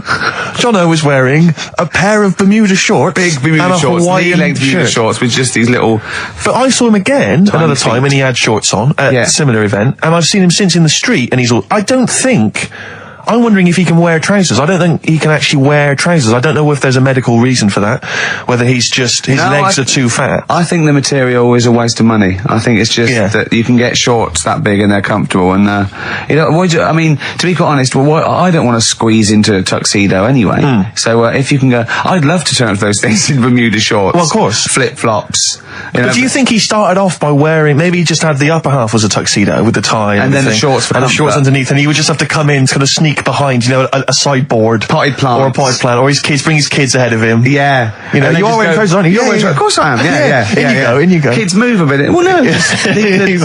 Of course I'm wearing trousers. Why would I? Wearing trousers. And they just thought, this isn't fooling anyone. So now I'm going to make a wacky effort to sort of, The next stone is, I've heard he's going in a grass skirt and a garland around his, and he's going to come in limboing. But you did ask if you could go to the BAFTAs in a dressing gown, didn't you? Just for ease. Yeah. But, right, is this talking about diets and stuff, right? Go on. They've come up with a drug that they tested it out on a mouse, right? They said, it's a problem. Weight is a big issue in the world, and a lot of people are depressed, and that probably like Rick Waller. Well, I'm depressed looking at Rick Waller. Well, Oh. I mean, you could sort out Rick by, Jono is an old man. He's got loads of money. He's not old. No, but he's getting on a bit, right? He's about no, but my hang on a minute. age. What I mean is he does his own shopping, right? So I bet it's hard. What do you mean? Because he's like, how old is he? 35. Right, he's got loads of money. He does his own shopping. So when he goes to the supermarket and he passes, the sponge cake section, it must be tough when you've got loads of money to burn. That you go, just one more. Yeah. One more. We are getting close to libel here, I think. No. But I'm saying how it is, because I've tried losing a little bit of weight. Have you? And it is difficult when you're in Waitrose and you see a little chocolate muffin and you think, well, one more and I'll do without. Do you like a little chocolate muffin now and again? Yeah, right. Is that your favourite thing? So the thing is, let him finish his point. So the thing is, right, now with Rick, he lives at home with his mum. So why doesn't his mum just say, I'm going to buy less this week, and if you eat it all, you're not getting any more? Yeah. That's all that. Does he live with his mum? Sharp shot? I bet he does. So you don't actually know if this is true or not? No, but anyway, right? So this drug they've come up with. They've tested this on mice, haven't they? I'm worried if they haven't tested it on mice. Thank God for that. It's definitely been tested on mice. Definitely. They fed a mouse a load of cake. Yeah. Right? And it went a little bit chubby, and they said, right, stop a minute. And then they gave it this drug that makes you lose weight. Yeah. And its weight went down, but the only bad side effect was its eyes were popping out. Well, that seems to be fine then. Let's give it to Jono. There doesn't seem to be any problem. Rick should get some of that. Yes, Struth, Doc, look at these. Oh, Jesus, Jono, your eyes are popping out. That happened to the mice. Sorry? That happened to the mice. But what do you mean? That's the option. What do you mean that's the option? So I love the fact that your choice is either be like a fat, happy man who has the odd sponge cake, or a stick man with eyes on stalks. I mean, Steve's chosen that. All right, calm down. I thought we were slagging off Rick Waller and fat people. Sorry, Let's mate. have a go at the fat people before we start on me, really. Yeah, no, I didn't. I I mean, it's like... Yeah. Because I got some issues, and body issues, I know. But Rick Waller's grotesque, Yeah, sorry about I'm that. just a little bit weird. I mean, do you know what I mean? Yeah, should we play a song? And Well, I'm just a little bit offended. That's upsetting. I woke up this morning, Feeling fine. it's not a blues song, and I turned my phone on, and it was from Karl, and it went, forget it, I've made my mind up. And I thought, Wow. what is that? And I Forget phoned it, I've made my mind. I went, Karl, what is it? He went, oh no, it's about the text I sent you last night. I went, well, what was it? I just got this text. He went, I was just wondering, I was thinking last night. He said, supposing you had to have your hands removed. Sure. Right? And the doctor said, well, you can either have them stay like that with stumps, or I can sew feet there. What would you have? And I was bleary-eyed, and I went, the stumps? He went, yeah. I went, all right? He went, yeah. And then what was his follow-up text to that? And then I got the text, it was obviously before it, and it went, and it was like quite serious. What would you do if surgery not doing your hands? Would you have stumps or the feet? Right? Now the way, when I said he's made his mind up, and I went the stumps, he went, yeah. I think secretly he decided on the feet, but was too embarrassed to tell me.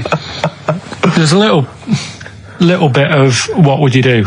Because But why did you think of this? Girlfriend's away, right? Yeah, no, that's not why you start thinking bizarre I'll tell surgery you now, devices. right? I'll let you into my little mind, right? Last night, I had some beans on toast, right? She was away. It's good already. She was away, so you had some beans on toast. She went wild. Yeah. Right? Now, I was stood up. I live on on a high street, right? So I'm washing up. I'm looking out the window. First thing that had my attention is I can look into other people's flats, right? Yeah. And it was weird how all these different lives were going on. I was watching them, and everybody had the telly on and was watching Volcano, right? Which was on last night. Right. And I thought, that's weird, right? I can see them all watching it. And it was like a little Chinese lad who was dancing around in some underpants. Yeah. And then there's a little old woman who lives downstairs who was reading a book, and she's always reading a book every night. And it's like, I have a better life than her. And then there's like some sort of bouncer who's always getting ready to go out late at night with all the black on. He looks like a bouncer. So I was watching all this life going on. I thought, did you witness a murder while you were doing it? Yeah. It was like that sort of Sliver film where that bloke had loads of tellies watching people's lives. So that was going on in my mind. And then I was washing up and I picked up the plate and I thought, it's amazing, isn't it?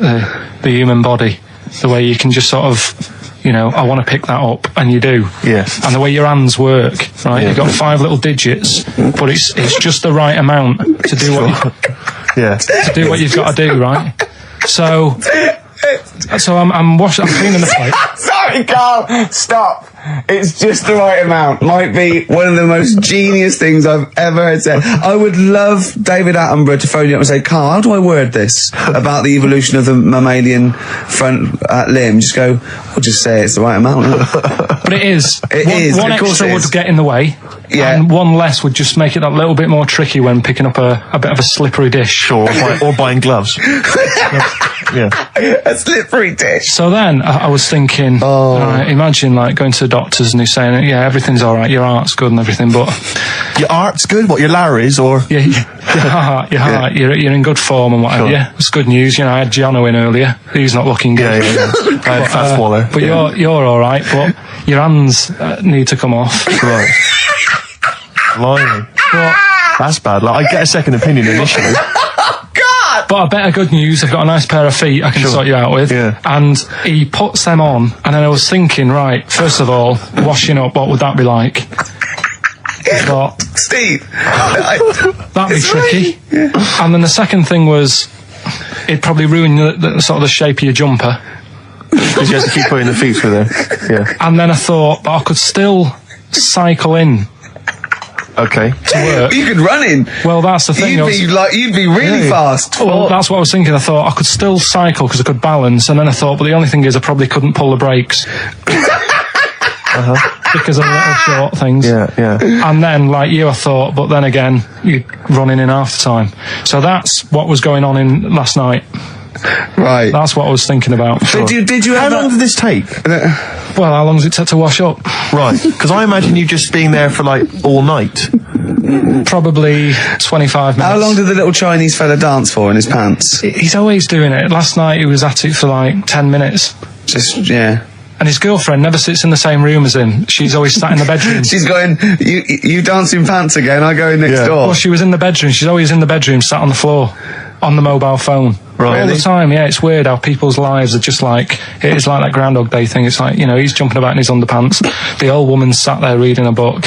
Yeah. And that's what got me thinking about my life. Do you think she ever Are you sure she's not dead?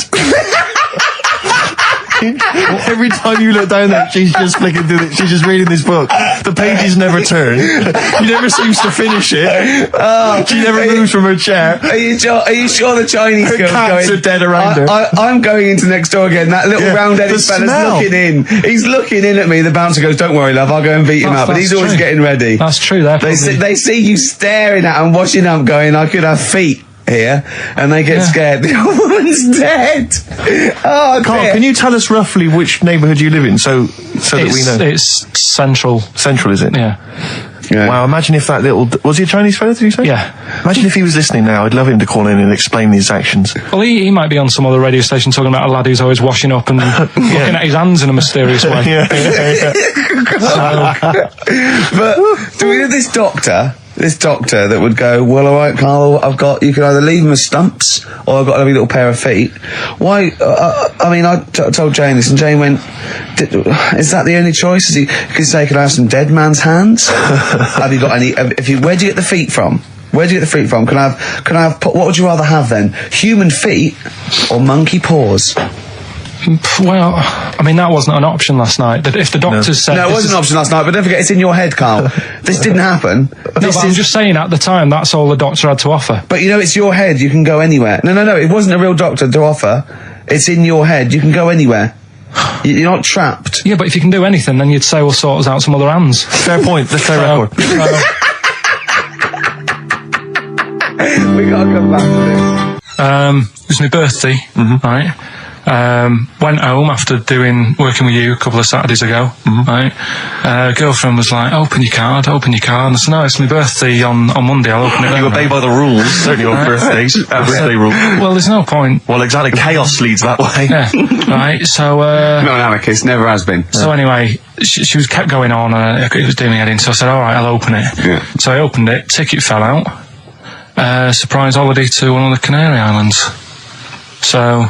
And what was your reaction? I mean... The first one was, we haven't got enough money for this, but I didn't want to ruin it, so... No. So I didn't go on about that, and I said, it'd be great, so I can't wait. So, did you say it in that tone of voice?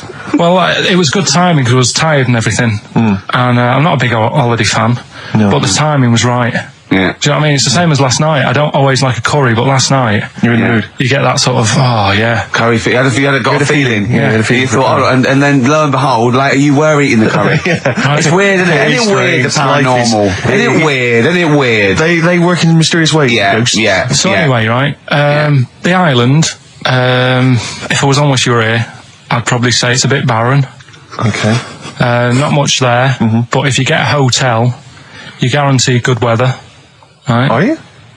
No, what I mean is, it'll be a good holiday. If you get a hotel, right, the weather's always good, so you'll have a nice time. Yeah, that was a comma. Yeah, it was a Go on. And all that, and the food was all right, and everything was going all right. I was just having a nice, relaxing time. And how do you sort of spend your time on a holiday? You just lie around? Is that sort of holiday, just lying around. I bought a book.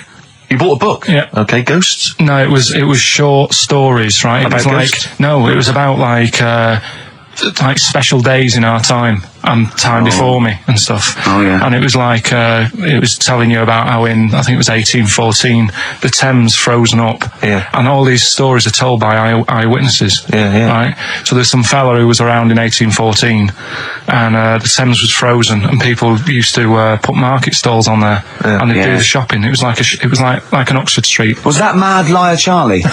No, because he's famous for that. Well, I'm sure you know. No, I think that was Mad Liar Charlie. Right. Yeah. So I was reading that, and then after a couple of days was a bit like, boring. Yeah, you can only do sort of so much lying around and so much reading. So Suzanne said, let's go on the beach, have a walk. You ain't gone on the beach? Where have you been up to this point then? In your room? No, just like around the pool, just relaxing and having a swim and that. Yeah. So she said, let's go on the beach. I said, all right then, yeah. So wandered down to the beach, and first impressions are, it's all right, it's clean. Your criteria is so basic, it's weird. Hotel, yes. Roof, good. Food, adequate. Beach, clean. Next. So I'm walking along, and everything's good, and there's a woman feeding fish bread, which I thought that's different.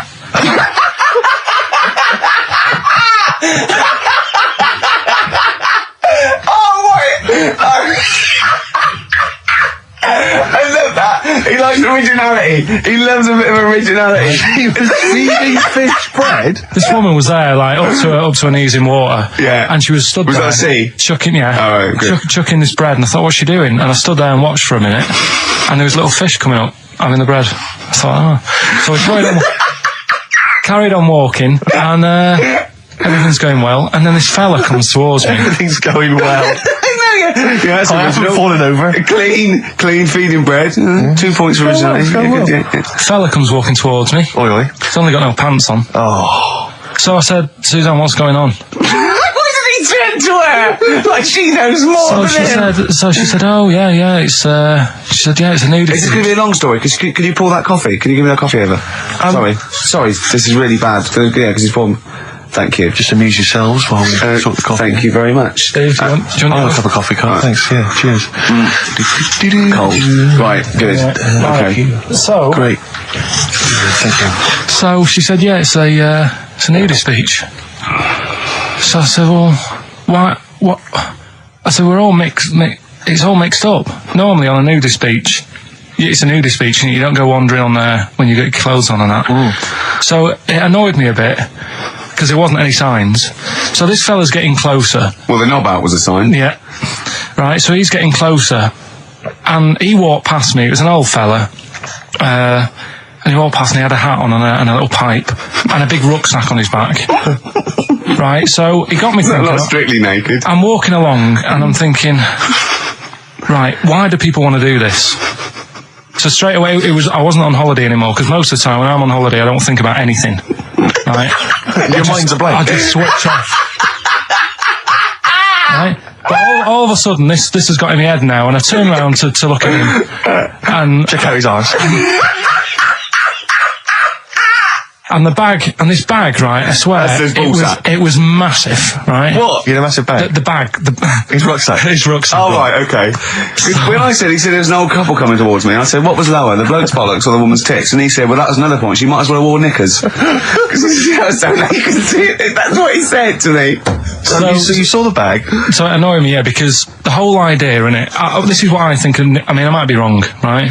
Might be wrong. Chances are you never have been. You never have been before. Being nudist, right? What's it all about? So I'll tell you, on that point, Carl, let's play a tune, let's come back and we'll discuss. What are you going to play? We'll discuss that very issue. We've got some ideas. We did chat about this last week, Carl, in your absence. Alright, well, we'll play the choral. Okay. It's a good one, this. Yeah. Coral, Dreaming of You, on XFM 104.9. I'm Ricky Gervais, with me Steve Merchant and Karl Pilkington. If you just joined us, Carl is walking down the beach, and a man has just passed him with his knob out. Yeah, his testicles out and his huge bag, apparently. Right. Now, we'll sum this up, quick, because we did talk about it last week. You did call me and tell me some of these things, and we sort of mentioned it last week, but you just want to say just give us your thoughts on nudity.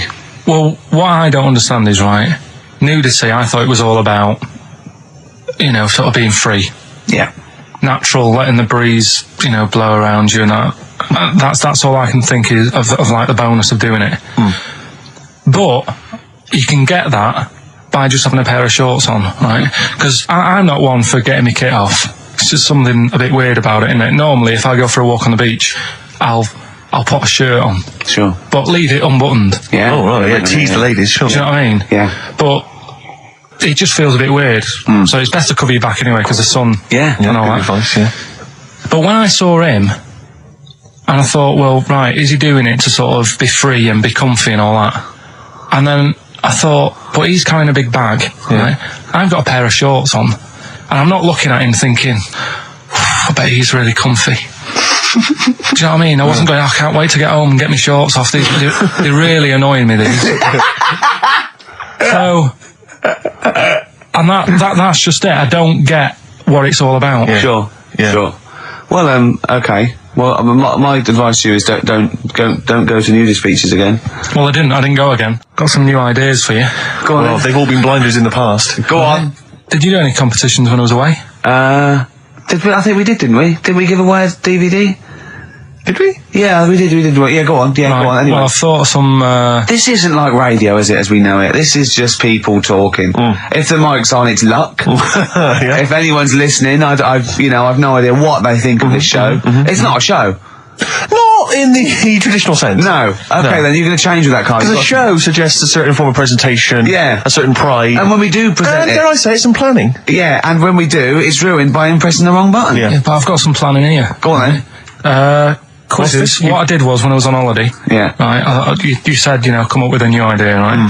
So the best way of coming up with ideas is sort of thinking, sort of nicking a TV show name and then twisting it a bit. Yeah. So, or just rip off Simon Mayo's idea completely. That's good advice for anyone out there. I didn't. Yeah. If you're interested in ideas. See, Carl is presently running a course writing for TV, and that's the lesson one, isn't it? Just rip something else off. Just do it and change the title slightly. Yeah. Well, go on. This one I haven't really got. I don't know what to do on the game, but I'm thinking Strike It Ricky. That's all you've got. That's what you've come up with. How long did that take? What is that? I just thought it sounded a bit like Lucky. Forget that one then. Yeah, forget that one. Okay, yeah, well, no, good. No, we all have hits and misses. Even Spielberg's, not all his films, you know, can hit the. Go on. Right. No, okay, no, it's good. Go on. Yeah. Remember Big Brother? Yeah. Do I remember Big Brother? No, go on. Big Mother, right? You call in. If your mum's ever, you win a CD. What do you mean? How can you prove that? Alright, forget that.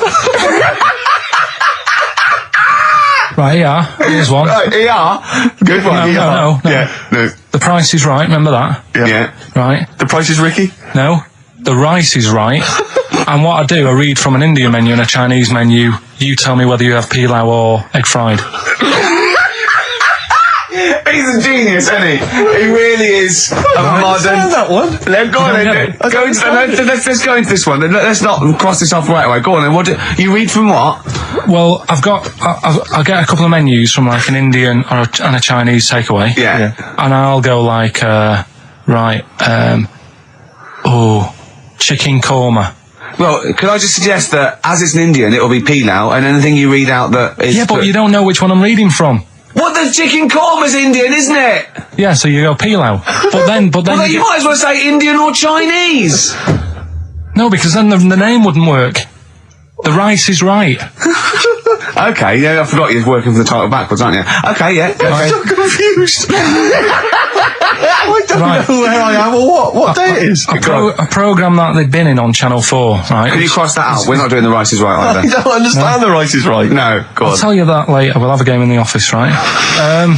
A game that they've been in on Channel 4, but has got really big viewing figures. Well, obviously not. Right. Or they wouldn't be bidding it. Go on. Do you know 15 to 1? Yeah. They're getting rid of that, right? Are they? I'm thinking 15 Taiwan. Get some items that are made in Taiwan, right? Get 15 items, and I say what they are, and then you go, oh, I bet it's the vase. Or something. That's the one that's made in Taiwan. Yeah. Just explain that again very quickly. No, don't go. Alright, Cross it out. forget that. Cross it out. 15 Taiwan.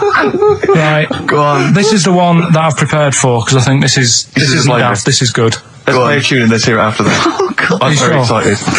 Are we going to play it after that, or are we going to say... No, you can explain it after. I'm very excited. Good to hear that again. It's Fantastic. Waiting on a Friend by the Rolling Stones. Yeah? Go on then, Carl. On XFM 104.9, Ricky Gervais, Steve Merchant, Karl Pilkington. Go on. Right, this one. Remember Blockbusters? Uh-huh. Right, this one is good, and we'll do this one. Rockbusters. And remember how Bob Olmus used to give you a letter? Yeah. And it'd give you a question, and the answer to that question is that letter. Yes. Right, well, it works like that. So if I said to you, we'll test it out on you, Steve, right? Right, welcome to the show and that. Hello. Let's play, right? And I say, right, your first one is W. Mm-hmm. And the cryptic clue, because it's done like crosswords. Okay. So not quite like Blockbusters. Well, this young man prepared for his death. And it's a W, so the answer... And it's not always going to be like our sort of music, it can be any sort of music that's out there. So the W is the name of the answer.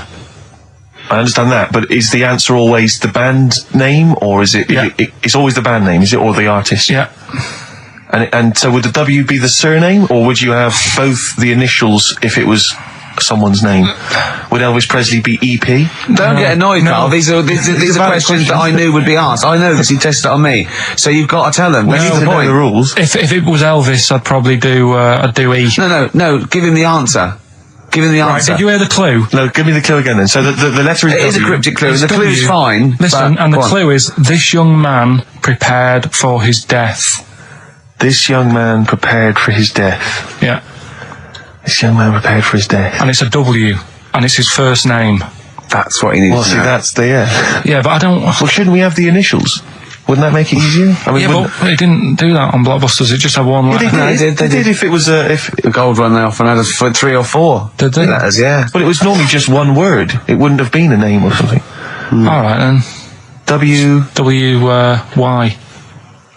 W-Y. Will Young. Excellent. I didn't understand it. What was This the young Will man, prepared for this young man. So he's sort of mixed sort of cryptic. Yeah. But, I mean, you know, that's a good effort. That's better than usual. No, it's that is better than usual. It's not bad, is it? So do you want to play? Let's play Rockbusters. Yeah, Rockbusters. How many of these have you got? No, because let's just clarify a couple of rules here, Carl. Let's just make sure we thought everything through, because I'm pretty certain when they get these things on TV, they at least have a go at them in the office first before they put them straight on there. I'm sure that's how it works. I'm sure Bob Hollis just didn't turn up the first day, and he goes, "Don't worry, we'll wing it. It'll be fine. Bring the students in. Let's have a go." I'm sure they did a bit of preparation. So let's just check we've got every base covered. Yeah. Firstly, how many questions have they got? I'll tell you what. Let's do this off air then. Should we play a great tune? Well, yeah. Well, people need to call in, don't they? Because we're doing it, aren't we? Yeah. It'll be all right. And there's good stuff. I've got CDs, right? I've got some compilation stuff and a couple of videos and that. So that's what they're playing for. Call up now. 08700 800 1234. Get them on the air. We'll play the game. Brilliant. What's going on? I don't know. The adverts aren't working today, and I'll have to get an engineer in as well. Right, don't play the adverts. I don't want to play them anyway. Don't play them. It's not our fault if it doesn't work. It's... Why? Do you realise if we were like live, we'd be heckled off the stage? Right, don't play the adverts. We wouldn't survive in the real world. I'll sort that out. Right, get the people on the air now. Just Rick, calm down. Play a record then. Do something for Christ's sake. All right, Sam. Hello. Is it sounding all right today? It is. It's just about. All right. Cheers. Sounds worse. Right. Then. Well, and so we've got Sam on the line. Who else have we got there? So we've got Tim as well, haven't we? Hi there. All right, Tim. Tim and Sam. Right, You sound quite similar, lads. Could one of you affect an accent or something? Which one's Tim? Yeah, it's me. Okay, which one's Sam? It's Sam. That's slightly deeper. Sam, yeah. And they're not against the clock anyway, are they? So it doesn't really matter. I suppose not. So I think Steve just wanted a bit of variety. You okay. You understand the rule, lads? Could you explain them to us? Right, play it. Okay, hang on, wait. Well, let me explain, because I mean, life is too short. Now, Carl's going to read out, say 3 clues, yeah, and just shout your own name and answer it, or shout the answer. Shout your own name, then the answer if you know it. And it's the person who gets the most right. Okay. Is that all right? Yeah. So, here we go then. Okay then. So shouldn't it be the first to 3? Well, yeah, but then he hasn't got. I've got enough. It's fine. He's got enough clues for that. Right then, here we go. Welcome to the show. Oh God. Right. The first initials ST. Right. Is that right? Well, I don't know. We don't know, do we? How do we know? Here we go. ST, and the cryptic clue is better than the average homeless person. Okay. Sorry, I think, is that a band? Yeah. Is it an old band? Yeah. I think that's one word. All right then. S. It's an old 70s band. Better than the average homeless person. Tim. Go on. Supertramp. Supertramp it is. Yeah. Well done. 1 point to you. I have no idea why that's right, by the way. You don't know. You don't understand why it's right. He's a super tramp. Oh, right. Better than the average homeless person. Yeah. Cryptic. Yeah. Okay, second one. Come on, Sam, you got it. That's actually quite good for Carl. Trust me, Tim. Take that as a good clue. Because, okay. We won't do this again. Right, 1-0 Right, to here Tim. we go. Right. F. The letter is F. That's the next one we're moving on to. And the cryptic clue is, the little girl is hungry. What shall we do? Is that S or F? I've got it. F. Freddie. Sam. Peter. Yes, 1-1. Feed her. He's pulled out. Feed her. Yeah. Feed her. Okay. Yeah. So that's 1 each. So this is the decider, isn't it? Wait a minute, ITV are on the phone. Well, you said first to 3, so no, it's not, is it? That's what I said. Just do the 3 clues and who gets the most. Okay, well, we can do that now. So, here we go. I love this. This is rubbish. Go on. So, here's the last one. The initials are AK, right? And the cryptic clue is exploding pet. Shout your name if you know it. Last orders at the bar, please. Last orders at the bar. Exploding pet. AK. You're tuned to XFM 104.9, Karl Pilkington's quiz, Rockbusters. The format is still available. The highest bidder, please give us a call, or you can email ricky.gervais@xfm.co.uk. Is it a band or a singer? I'll give you a bit more of a clue. It's a pop band. Okay, we wouldn't. Sam, Tommy Kissam. Yes. Hey. Oh, this is amazing radio. So who was that won? That was Sam who won. So it's 2-1 to Sam. So he wins. What does he win, Carl? He wins some CDs and some videos. No, he's got obviously now, Sam, if you're ready, take the spot. You're going to do the gold run. Away you go, Carl. I haven't got any more. You're a fool. Right, stay on the line. We're giving both some presents. Play a record, folks. Rick, I'm going to shoot off. Not come.